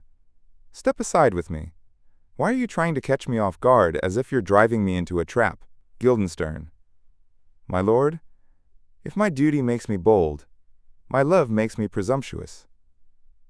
Hamlet, I don't quite understand that. Will you play this pipe? Guildenstern, my lord, I can't. Hamlet, I beg you. Guildenstern, believe me, I cannot. Hamlet, I urge you. Guildenstern, I don't know how. Hamlet, it's as easy as lying. Cover these holes with your fingers and thumb. Blow into it with your mouth, and it will make eloquent music. Look, these are the stops. Guildenstern, but I don't know the technique to make it speak. I don't have the skill. Hamlet, well, look at how unworthy you make me. You're trying to play me like this instrument. You think you know my stops. You want to pluck out the heart of my mystery. You're attempting to make me play every note from the lowest to the highest. There's plenty of music in this little organ, yet you can't make it speak. Do you think I'm easier to play than a flute? Call me whatever instrument you like. You can fret me, but you cannot play upon me. Polonius enters. Hamlet, God bless you, sir. Polonius, my lord, the queen wants to speak with you right away. Hamlet, do you see that cloud there? That looks almost like a camel? Polonius, by the mass, it does look like a camel. Hamlet, I think it's more like a weasel. Polonius, it is shaped like a weasel. Hamlet, or like a whale. Polonius, very much like a whale. Hamlet, then I'll come to my mother soon. They're making a fool of me to the limit of what I'll tolerate. I'll come shortly. Polonius, I'll tell her. Hamlet, shortly is easily said. Leave me, friends. Everyone exits except Hamlet. Hamlet, it's now the very witching time of night, when churchyards yawn and hell itself breathes out contagion to this world. Now I could drink hot blood and do such bitter business as the day would quake to look on. Soft! Now to my mother. O heart, don't lose your nature. Don't ever let the soul of Nero enter this firm bosom. Let me be cruel, not unnatural. I will speak daggers to her, but use none. My tongue and soul in this will be hypocrites. However harsh my words may be, my soul give no consent to harm her. Hamlet exits. Scene 3. A room in the same. The king, Rosencrantz, and Guildenstern enter. King, I don't like his behavior, nor is it safe for us to let his madness roam free, so prepare yourselves. I'll immediately sign your commission, and he'll accompany you to England. The constraints of our position can't bear the dangerous risk of his unpredictable behavior. Guildenstern, we'll get ready. It's a sacred and appropriate concern to keep safe the many individuals who live and feed upon your majesty.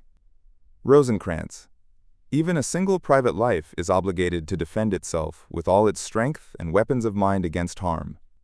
How much more so is a spirit like yours, on which the lives of many others depend? A king's death doesn't come alone. Like a whirlpool, it drags what's near it. The king is like a massive wheel fixed on the highest mountain peak, with thousands of lesser things attached to its spokes. When it falls, every small attachment follows in the noisy destruction. The king never sighs alone. A general groan always follows. King, please prepare for this immediate journey. We must restrain this fear that now roams too freely. Rosencrantz, Guildenstern will hurry. Rosencrantz and Guildenstern exit. Polonius enters. Polonius, my lord, he's going to his mother's room. I'll hide behind the curtain to hear the conversation. I'm sure she'll scold him well. And as you said, and wisely so, it's important that someone besides a mother, who's naturally biased, should overhear them. Farewell, my lord. I'll call on you before you go to bed to tell you what I learn. King, thanks, dear friend. Polonius exits. King, oh, my offense stinks to heaven. It carries the original curse, a brother's murder. I can't pray, though I urgently want to. My stronger guilt defeats my strong intent. and like a man caught between two tasks, I stand paralyzed, neglecting both. What if this cursed hand were thicker than itself with brother's blood? Isn't there enough rain in the sweet heavens to wash it white as snow? What's the purpose of mercy if not to confront the face of sin? And what's in prayer but the dual power to prevent us from falling, or to pardon us when we've fallen? Then I'll look up. My crime is past, but what form of prayer can serve me? Forgive me my foul murder? That won't work, since I still possess the things for which I committed the murder: my crown, my ambition, and my queen. Can one be pardoned and still keep the rewards of crime? In this corrupt world, guilt's bribe-stained hand often pushes justice aside, and criminals use the profits of crime to buy immunity. But not so above. There, no deception works. Actions appear in their true nature, and we ourselves are compelled to give evidence against ourselves. So what's left? To see what repentance can do. What can't it do? Yet what can it do for one who can't repent? O wretched state! O bosom black as death! O trapped soul, struggling to be free but more entangled! Help, angels! Make an effort. Bend, stubborn knees, and heart with iron strings, become soft as a newborn sinews. All may yet be well. The king kneels. Hamlet enters. Hamlet. Now he's praying. Now I could do it easily. He's now purging his soul, and so I'd be sending him to heaven. Would that be revenge? A villain kills my father, and for that, I, his only son, send the villain to heaven. That would be reward, not revenge. He took my father by surprise, with all his sins in bloom, before he could prepare his soul.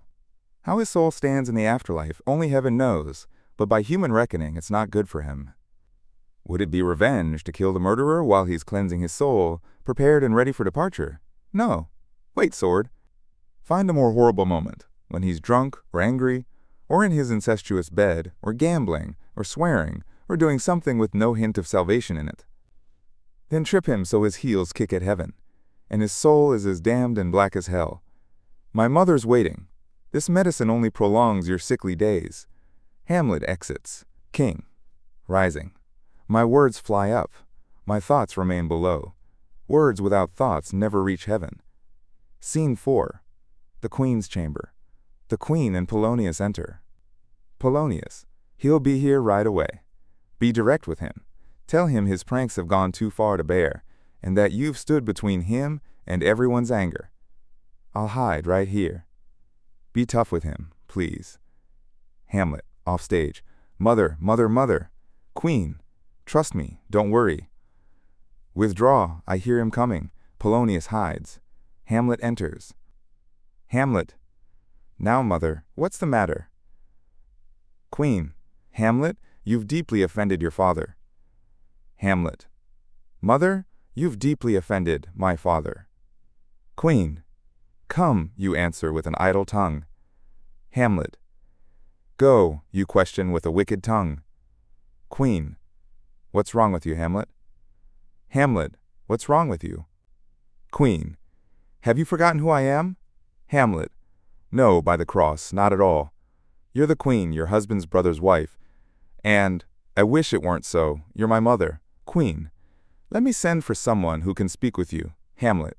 Come, sit down. You're not leaving until I show you a mirror where you can see your inmost self. Queen. What are you doing? You're not going to murder me? Help! Help! Polonius, behind the curtain. What? Help! Hamlet. What's that? A rat? I bet he's dead for a ducat. Hamlet stabs through the curtain. Polonius, behind the curtain. Oh, I'm killed. Queen. Oh no, what have you done? Hamlet. I don't know. Is it the king? Queen. What a rash and bloody deed. Hamlet. A bloody deed. Almost as bad, good mother, as killing a king and marrying his brother. Queen. Killing a king. Hamlet. Yes, lady, that's what I said. Hamlet pulls aside the curtain and discovers Polonius. Hamlet. You wretched, rash, meddling fool. Farewell.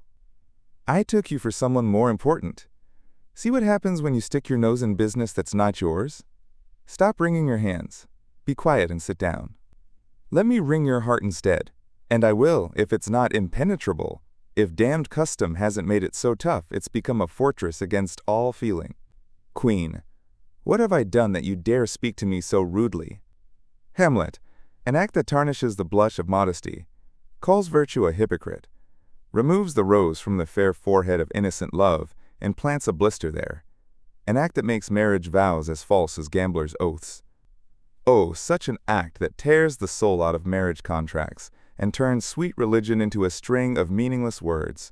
Heaven's face blushes at it, and even this solid earth, mournful at the thought of Judgment Day, is sickened by it. Queen. Oh, what act is it that roars so loud and thunders as it speaks? Hamlet. Look here, at this picture, and then at this one. Painted portraits of two brothers. See what grace sat on this brow. Apollo's hair, Jove's forehead, the eye of Mars, a stance like Mercury, the messenger just landed on a hill overlooking heaven.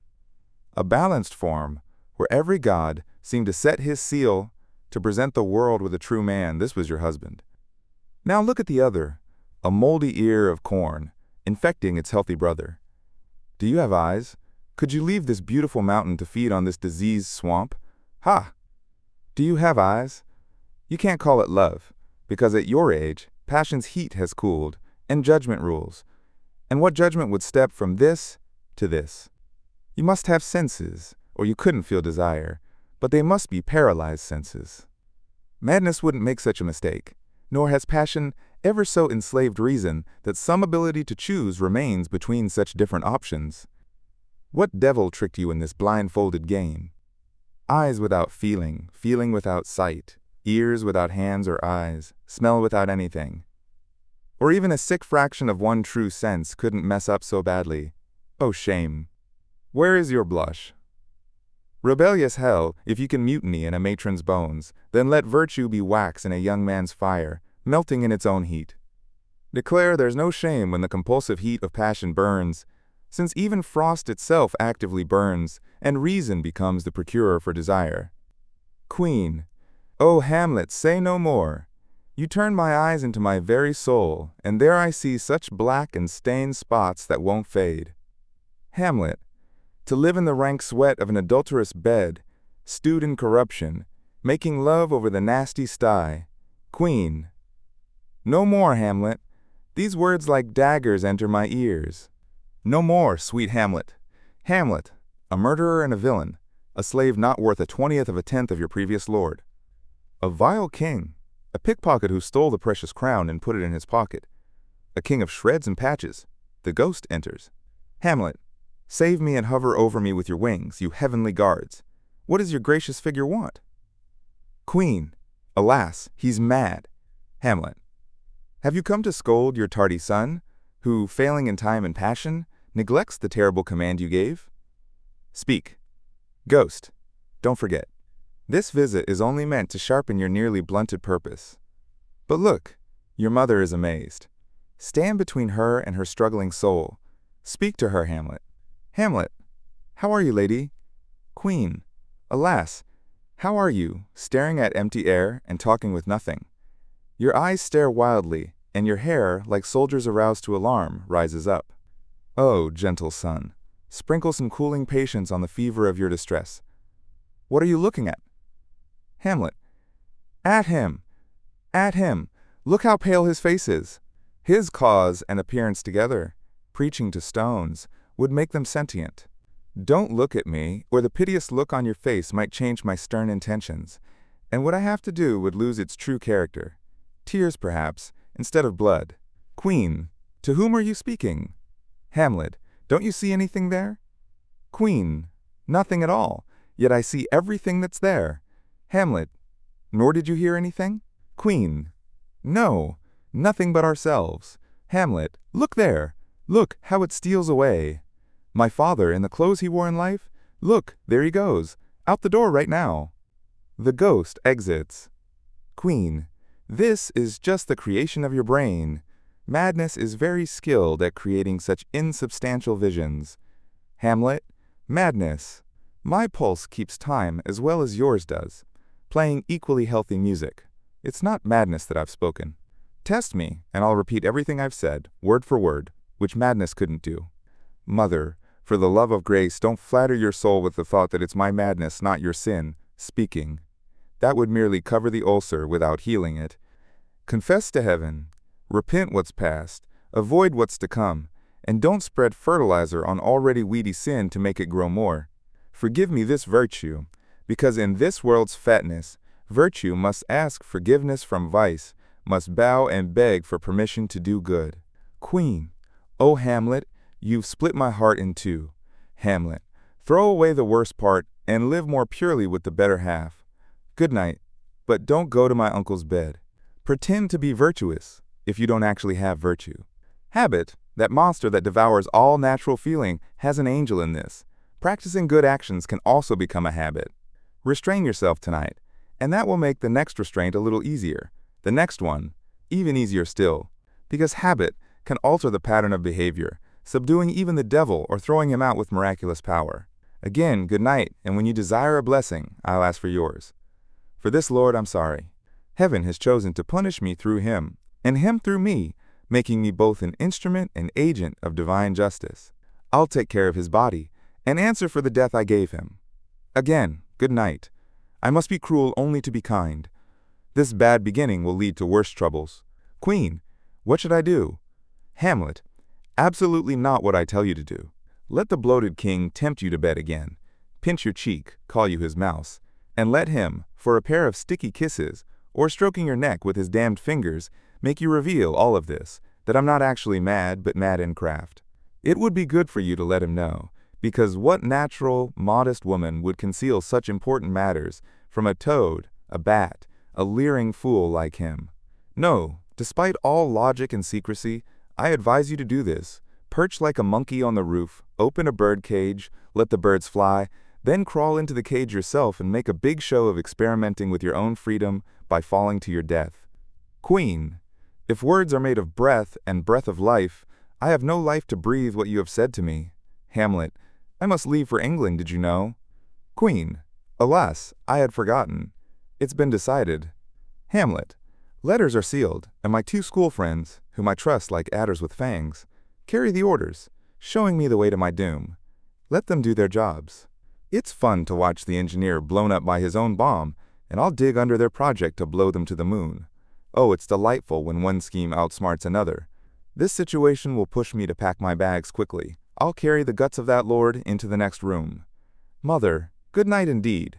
This counselor is now very quiet, secretive, and grave, who was in life a foolish, prating knave. Come, sir, let's finish our business. Good night, mother. Queen exits one way, Hamlet the other, dragging in Polonius's body. Act 4. Scene 1. A room in the castle. King Claudius and Queen Gertrude enter. King, there's meaning behind these sighs and deep breaths. You need to explain what's going on. How is Hamlet? Queen, mad as a storm at sea. In his wild state, he heard something move behind the curtain, pulled out his sword, shouted, "A rat! A rat!" and, in his crazed state, killed poor old Polonius. King, what a terrible deed. It could have been me if I'd been there. Where is he now? Queen, he's dragging the body away. King, as soon as the sun touches the mountains, we'll ship him off to England. We'll need all our authority and skill to handle this mess. Hey, Guildenstern. Rosencrantz and Guildenstern, enter. King, both of you get more help. Hamlet, in his madness, has killed Polonius and dragged his body from his mother's room. Find him, speak kindly, and bring the body to the chapel. Hurry! Rosencrantz and Guildenstern exit. King, come, Gertrude. We'll gather our wisest advisors and explain what happened and what we plan to do. Queen exits. King, how dangerous to have this man running loose. Yet I can't just arrest him. The public loves him. They follow their hearts, not their heads. When that happens, they see the punishment but forget the crime. Rosencrantz enters. King, what's happened? Rosencrantz, he won't tell us where he put the body. King, but where is Hamlet? Rosencrantz, outside, under guard, waiting for your orders. King, bring him in. Rosencrantz, Guildenstern, bring in Prince Hamlet. Hamlet enters with Guildenstern and guards. King, now, Hamlet, where's Polonius? Hamlet at dinner. King at dinner. Where? Hamlet. Not where he's eating, but where he's being eaten. A certain gathering of political worms are having him for lunch. King, where is Polonius? Hamlet, in heaven. If he's not there, check the other place yourself. But if you can't find him within a month, you'll smell him when you climb the stairs to the lobby. King, go look there. Hamlet, don't worry. He'll wait for you. Guildenstern exits. King. Hamlet, for your own safety, you must leave Denmark. The ship is ready. The wind is favorable. You're going to England. Hamlet. To England?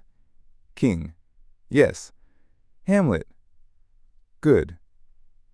King. You'd think so if you knew my plans. Hamlet. I see an angel who sees what you're plotting. But fine, let's go to England. Goodbye, dear mother. King. Your loving father, Hamlet. Hamlet. No, my mother. Father and mother are husband and wife. Husband and wife are one flesh. So my mother. Let's go to England. Hamlet exits. King. Follow him closely. Get him on that ship fast. Everything's arranged. England. If you value our friendship, you'll carry out my orders. The letters ask for Hamlet's immediate execution. Do it, England. Until I know it's done, I won't know happiness, no matter what else happens. King exits. Queen and Horatio enter. Queen, I won't speak with her. Horatio. She's desperate, completely disturbed. You should see her. She might spread dangerous rumors. Queen, let her come in. Horatio exits and returns with Ophelia. Ophelia, where is the beautiful Queen of Denmark? Queen, how are you, Ophelia? Ophelia sings, how should I know your true love from another? By his pilgrim hat and staff and his sandal shoes. Queen, poor girl, what does this song mean? Ophelia, what, please, listen. She sings, he is dead and gone, lady, he is dead and gone. At his head a patch of green grass, at his feet a stone. King enters. Queen.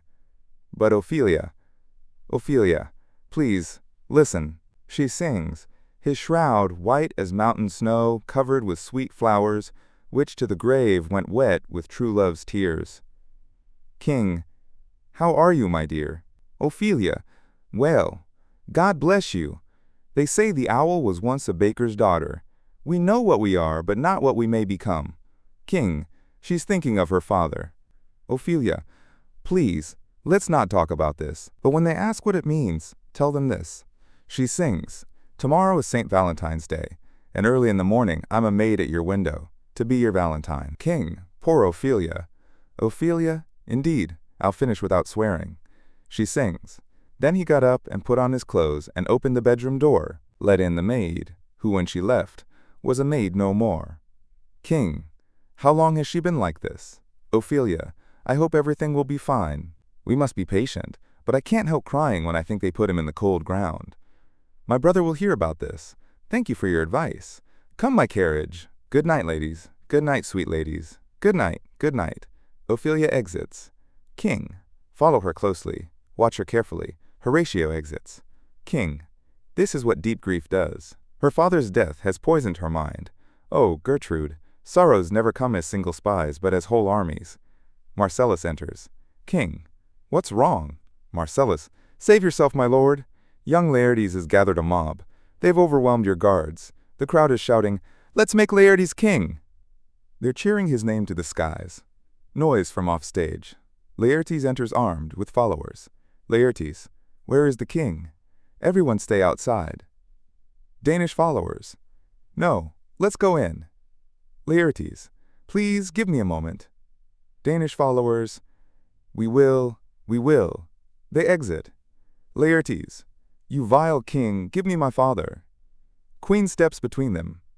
Calm down, Laertes. Laertes, any drop of calm blood in me would mark me as illegitimate, would shame my father, and brand my mother unfaithful. King, what's made your rebellion grow so fierce? Let him go, Gertrude. Don't fear for me. There's such divine protection around a king that treason can only peek at what it wants but can't act on it. Let him go, Gertrude. Queen moves away. Laertes, where is my father? King, dead. Queen, but not by the king's hand. King, let him question me all he wants. Laertes, how did he die? I won't be tricked. To hell with loyalty. I'm prepared to damn both this world and the next. Let whatever happens happen. I only want full revenge for my father. King, who would stop you? Laertes, no one in the world. And I'll use my resources so carefully that a little will go a long way. King, good Laertes, if you want to know the truth about your dear father's death, is your revenge meant for both friends and enemies? Laertes, only his enemies. King, then you'll want to know who they are? Horatio shouts from off stage, "Oh, poor Ophelia! King, let her come in." Ophelia enters, disheveled and with flowers and straw in her hair. Laertes, "Oh, Rose of May, dear girl, sweet sister, lovely Ophelia.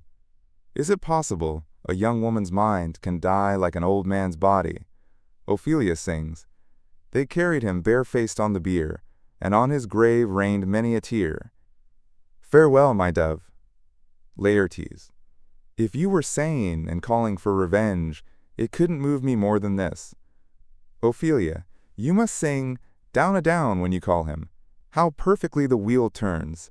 It's about the steward who stole his master's daughter." Laertes, "This nonsense means more than rational speech." Ophelia, "Here's rosemary for remembrance. Please remember, and pansies for thoughts." Laertes, "A lesson in madness, thoughts and memories joined." Ophelia, "Here's fennel and columbines for you, and here's rue for you. We call it the herb of grace on Sundays. You should wear your rue differently. And a daisy. I'd give you violets, but they all withered when my father died. They say he had a peaceful end." She sings, "For sweet Robin is all my joy."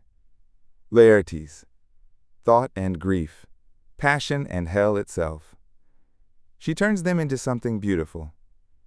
Ophelia sings, "And will he not come again? And will he not come again? No, no, he is dead, gone to his deathbed. He never will come again. His beard was white as snow, all flaxen was his head. He is gone, and we cast away tears. God have mercy on his soul, and on all Christian souls I pray God. God be with you." Ophelia exits with the queen following. Laertes, "Do you see this God?" King, Laertes, "I need to share in your grief, or you deny me my right. Go aside with me. Choose wisely among your friends, and they'll hear us both and judge between us. If they find me guilty, I'll give up my kingdom, my crown, my life, everything to you as compensation." Laertes, "Let it be so." His mysterious death, his secret burial, no monument, no memorial service, no formal ceremony, all these things cry out for answers. King, and you shall have them. Let the guilty be punished. Bernardo enters.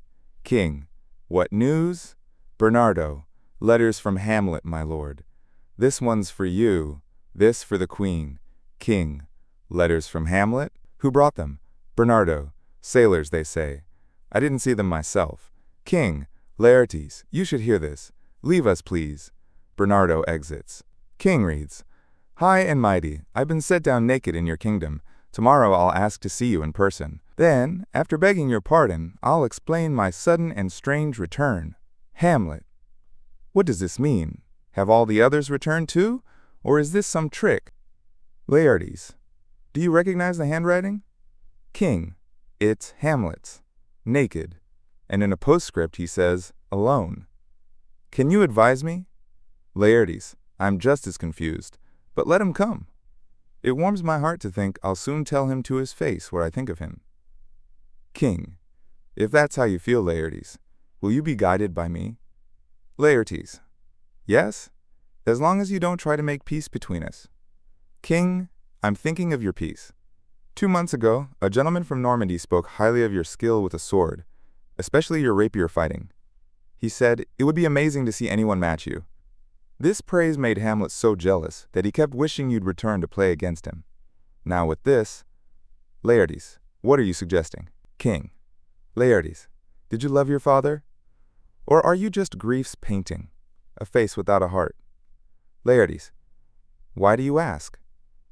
King, not that I think you didn't love him, but time can dim even the strongest love. When Hamlet returns, we'll arrange for people to praise your excellence and put a double shine on the Frenchman's report. We'll bring you together to fence and we'll place bets on the match. He's careless and generous and won't examine the weapons. So with a little sleight of hand, you can choose an unblunted sword and, with one skilled thrust, avenge your father. Laertes, I'll do it, and I'll poison my sword tip. I bought an ointment from a traveling healer so deadly that if it merely breaks the skin, no medicine on earth can save the victim. I'll coat my blade with this poison so that even a scratch will kill him. King, let's work out the details. We'll set up a formal wager on your skills. When you're both hot and thirsty from fencing, and make sure to work up a sweat, he'll ask for a drink. I'll have a poisoned cup ready for him. If he somehow escapes your blade, the cup will finish our plan. But wait, what's that noise? Queen enters. Queen, one sorrow follows right on another's heels. Your sister has drowned, Laertes. Laertes, drowned? Where? Queen, there's a willow that leans over the brook, its pale leaves reflected in the water. She went there with garlands of flowers, daisies, nettles, crowflowers, and orchids. As she tried to hang her flower chains on the branches, one broke, dropping her and her flower trophies into the stream. Laertes, she drowned? Oh God. Queen, yes, drowned. Laertes, I try to hold back tears, but it's in our nature. When these tears are gone, the woman in me will be finished. Goodbye, my lord. My words are burning inside me, but this grief drowns them out. Everyone exits. Act 5, Scene 1, a churchyard. Two gravediggers enter with shovels. First gravedigger, should someone who kills herself get a Christian burial? Second gravedigger, yes, she should. Dig the grave straight. The coroner ruled it a Christian burial. First gravedigger, how can that be unless she drowned in self-defense? Second gravedigger, that's what they decided. First gravedigger, it must have been se offendendo. It can't be anything else. Here's the logic. If I drown myself deliberately, that's an action. An action has 3 parts: to act, to do, and to perform. Therefore, she drowned herself deliberately. Second gravedigger, listen here, gravedigger. First gravedigger, let me explain. Here's water, right? Here's a man, right? If the man goes to the water and drowns himself, he's responsible. But if the water comes to him and drowns him, he's not responsible. Therefore, he didn't shorten his own life. Second gravedigger, is that the law? First gravedigger, yes, the coroner's law. Second gravedigger, want to know the truth? If she wasn't a noble woman, she wouldn't get a Christian burial. First gravedigger, that's the sad truth.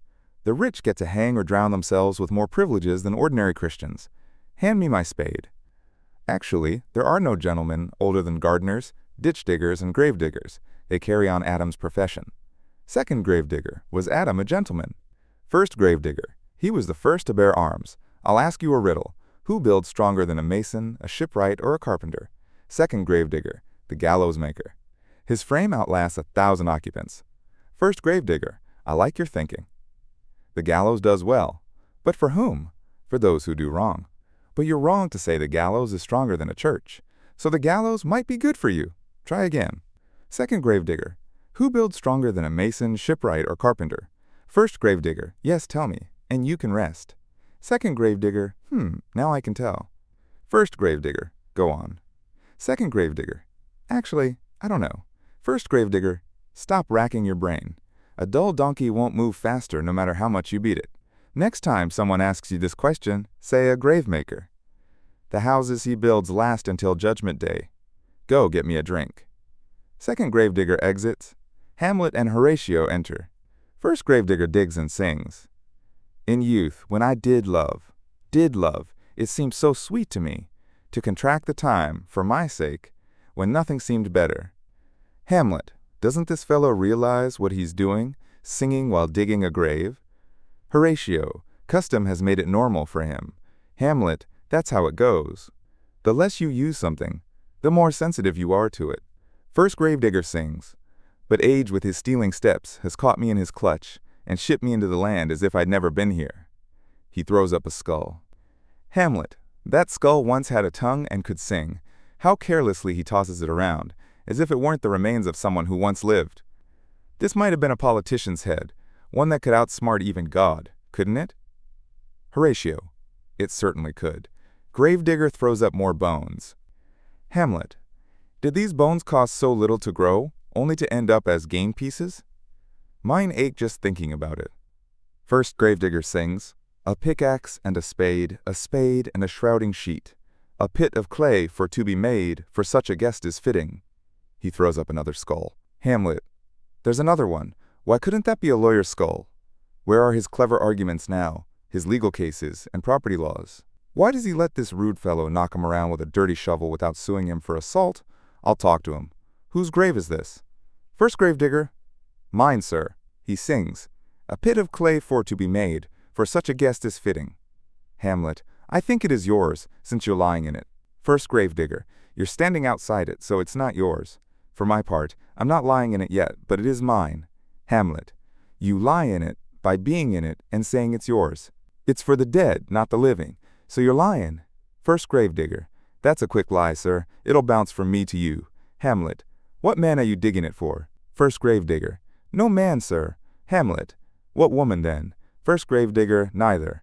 Hamlet. Who's to be buried in it? First Gravedigger. Someone who was a woman, sir. But God rest her soul, she's dead. Hamlet. How literal this guy is. We have to speak precisely, or he'll twist our words. How long have you been a gravedigger? First Gravedigger. I started the day our late King Hamlet defeated Fortinbras.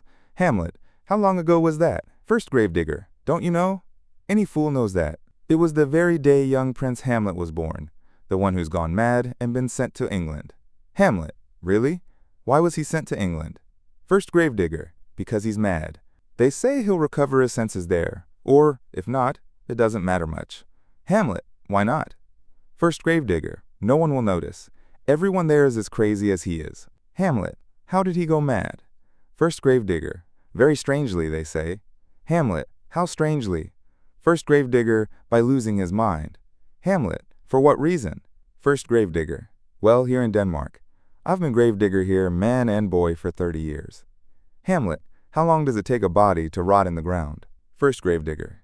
Well, if they're not already rotten before they die, they'll last 8 or 9 years. A tanner will last you 9 years. Hamlet. Why does a tanner last longer? First Gravedigger. His skin is so toughened by his work that it keeps out water longer, and water is what really decays a corpse. Here's a skull that's been in the ground 23 years. Hamlet. Whose was it? First Gravedigger. A crazy fellow's. Whose do you think? Hamlet. I have no idea. First Gravedigger. Damn his crazy soul. He once poured a bottle of wine over my head. This skull belonged to Yorick, the king's jester. Hamlet. This one? Takes the skull. First Gravedigger. That's the one. Hamlet. Alas, poor Yorick. I knew him, Horatio, a man of endless humor and incredible imagination. He carried me on his back 1,000 times. And now, how horrible it looks to me. Here were the lips I kissed I don't know how many times. Where are your jokes now? Your pranks? Your songs? Your flashes of wit that made the whole table roar with laughter? No one left to laugh at your own grinning face? Your jaw completely fallen? Now go to my lady's dressing room and tell her that no matter how much makeup she puts on, she'll end up looking like this. Make her laugh at that. Horatio, tell me something. Horatio, what's that, my lord? Hamlet, do you think Alexander the Great looked like this in the ground? Horatio, just like this. Hamlet, and smelled this bad? Hamlet hands the skull to Horatio, who returns it to the gravedigger. Horatio, exactly the same, my lord. Hamlet, what humble uses we return to, Horatio. Couldn't you imagine Alexander's noble dust being used to patch a hole in a wall? Horatio, that's overthinking it. Hamlet, not at all. We can trace it logically. Alexander died. Alexander was buried. Alexander turned to dust. Dust is earth. From earth we make clay. And why couldn't that clay, which is what Alexander became, be used to plug a beer barrel? Imperial Caesar, turned to clay, might patch a wall against the winter's chill. But wait, be quiet. Here comes the king. The king, queen, courtiers enter in a funeral procession, carrying Ophelia's body. Laertes and mourners follow. Hamlet and Horatio step aside. Laertes, what other ceremonies? Hamlet, that's Laertes, a noble young man. Priest, We've done as much as we're allowed. Her death was suspicious, and if not for the king's orders, she would have been buried in unsanctified ground until Judgment Day. Instead of prayers, we should have thrown stones on her grave, yet she's been granted her virgin flowers, her burial bells, and a proper funeral. Laertes, is that all? Priest. No more. We would profane the service of the dead to sing a requiem and pray for her as we do for peaceful departures. Laertes, lay her in the earth, and may violets spring from her pure and lovely flesh. I tell you, harsh priest, my sister will be an angel in heaven when you're howling in hell. Hamlet, what? Fair Ophelia? Queen, flowers for the flower. Farewell. I had hoped you would be my Hamlet's wife. I thought I'd be decorating your wedding bed, sweet girl, not your grave. Laertes, let a triple curse fall 10 times over on the head of the person whose wicked act robbed you of your brilliant mind. Hold back the earth until I can hold her one last time. Leaps into the grave. Now pile the dirt on both the living and the dead, until you've made a mountain higher than old Mount Pelion or the great peak of Olympus. Hamlet steps forward. Who is this whose grief sounds so dramatic, whose sorrow commands the stars to stand still like awestruck listeners? This is I, Hamlet the Dane. Laertes leaps from the grave. The devil take your soul. They grapple. Hamlet, you're not praying right. Please take your hands off my throat. I may not be quick to anger, but there's something dangerous in me, so be careful. Take your hands off. King, separate them. Queen, Hamlet, Hamlet. Hamlet, I'll fight him on this subject until my eyes close forever. Queen, my son, what subject? Hamlet, I loved Ophelia. 40,000 brothers with all their love combined couldn't match the total of mine. What will you do for her? Queen, he's mad, Laertes. Hamlet, come on, show me what you'll do. Will you cry? Fight? Fast? Tear yourself apart? I'll do it too. Did you come here to whine? To challenge me by jumping in her grave? Be buried alive with her then, so will I. If you talk about mountains, let them throw millions of acres on us until the ground reaches the burning sun and makes Mount Ossa look like a wart. If you're going to rant, I can rant just as well as you.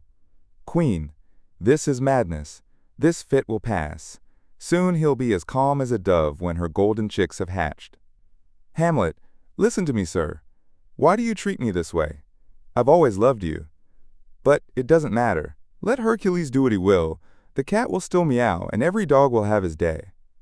Hamlet exits. King, Horatio, please follow him. Horatio exits. King, to Laertes. Be patient, as we discussed last night. Gertrude, have someone watch your son. This grave will have a living monument. We'll have a peaceful hour soon. Until then, let's proceed calmly. All gather around the grave. Scene 2. Hall in the castle. Hamlet and Horatio enter. Hamlet, I'm sorry, Horatio, that I lost control with Laertes. His grief mirrors my own situation. Horatio, quiet. Who's coming? Osric enters. Osric, welcome back to Denmark, your lordship. Hamlet, thank you, sir. Do you know this water bug? Horatio, no, my lord. Hamlet, lucky you. It's a vice to know him. Osric, if you're not busy, I have a message from His Majesty. Hamlet, I'm all ears. But first, shouldn't your hat be on your head? Osric, thank you, but it's very hot. Hamlet, no, it's quite cold. The wind is from the north. Osric, it is a bit cold, my lord. Hamlet, but I find it very hot and humid. Osric, extremely hot, my lord. His Majesty asked me to tell you he's placed a large bet on you. The matter is... Hamlet, please remember to wear your hat. Osric, no, I'm more comfortable this way. Recently arrived at court is Laertes, a true gentleman, excellently accomplished, with perfect manners and impressive bearing. He's like a calendar of proper behavior. You'll find in him everything a gentleman should be. Hamlet, what's the point of this description? Osric, of Laertes? Hamlet, yes, of him. Osric, you must know how excellent Laertes is. Hamlet, I wouldn't dare admit that, or I'd be comparing myself to him.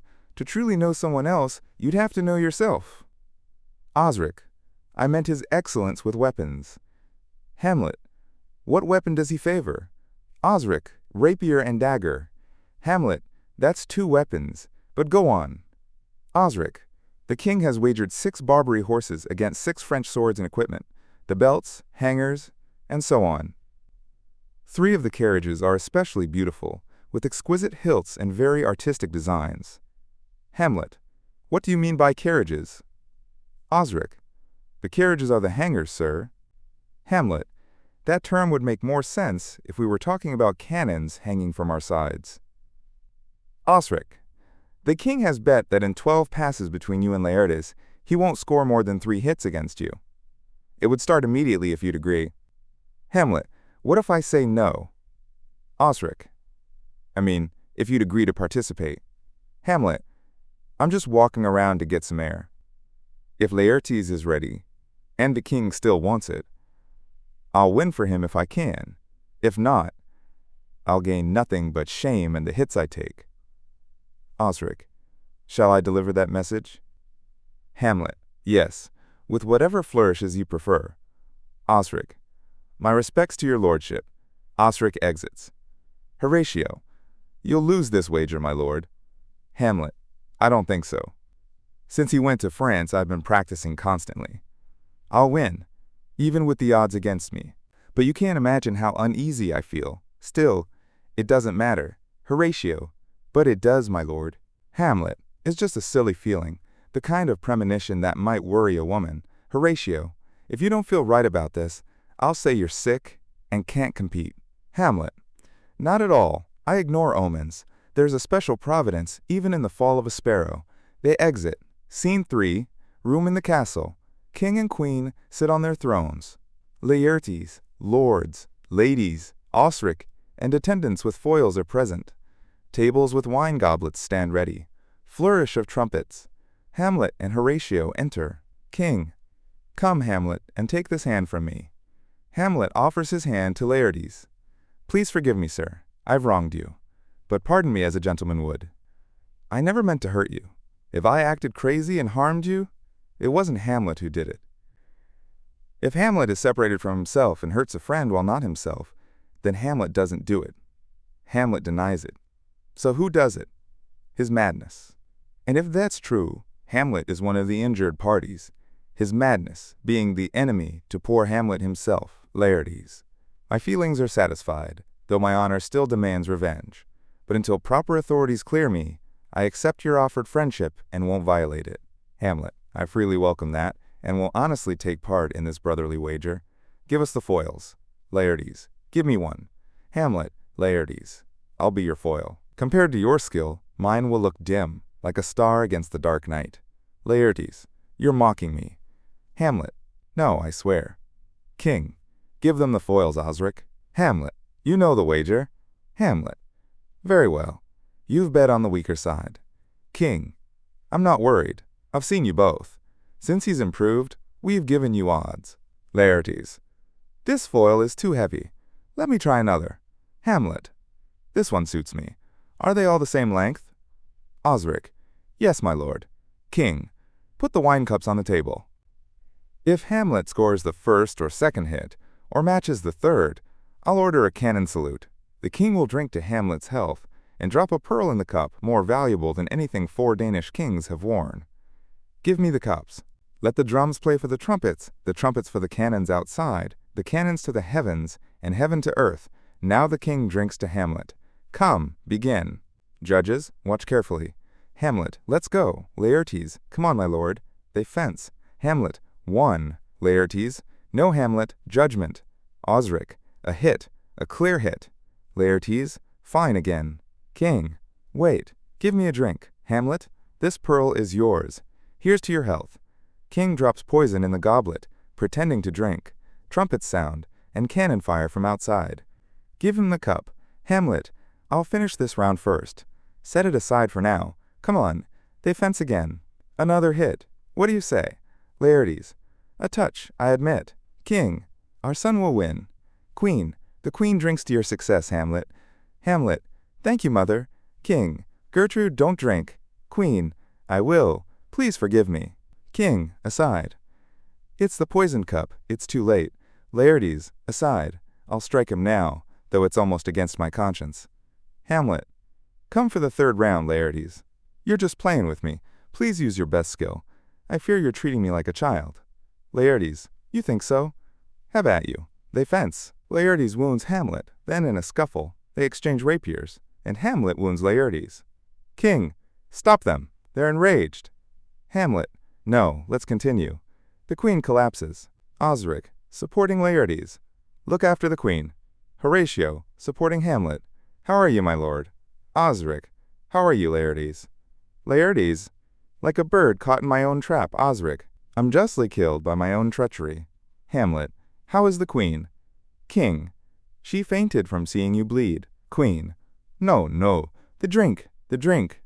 Oh, my dear Hamlet, the drink, the drink. I've been poisoned. The queen is carried out, dying. Hamlet, treachery, lock the doors. Find the traitor. Laertes falls. Laertes, it's here, Hamlet. Hamlet, you're mortally wounded. No medicine can save you. You don't have half an hour to live. The treacherous weapon is in your hand, sharp and poisoned. My own foul plan has turned against me. Look, I lie here, never to rise again. Your mother is poisoned. I can't speak more. The king is to blame. Hamlet, the point is poisoned too? Then venom, do your work. Hamlet stabs the king. Here, you incestuous, murderous, damned Dane. Follow my mother. Attendants carry away the dying king. Laertes, he got what he deserved. That poison was his own creation. Let's forgive each other, noble Hamlet. My death and my father's won't fall on you, nor yours on me. Laertes dies. Hamlet, heaven forgive you. I'm following you soon. Horatio, I'm dying. You who look pale and tremble, you who are just spectators to this act. If I had time, as this strict sergeant death won't allow, I could tell you, but let it be. Horatio, I'm dead. You live. Tell my story to those who don't know it. Horatio, don't believe that. I'm more Roman than Dane. There's some of the poisoned wine left. Horatio grabs the cup. Hamlet, give me that cup. Let go. By heaven, I'll have it. Hamlet knocks the cup away. Oh, good Horatio, what a wounded name I'll leave behind if the truth stays unknown. If you ever loved me, postpone your own happiness for a while. Stay in this harsh world longer to tell my story. A distant march is heard. The powerful poison overtakes my spirit. I cannot live to hear news from England, but I predict the election will favor Fortinbras. He has my dying vote. Tell him what happened, with all the circumstances. The rest is silence. Hamlet dies. Horatio, now breaks a noble heart. Good night, sweet prince. May flights of angels sing you to your rest. A dead march sounds as the curtain slowly falls. The end.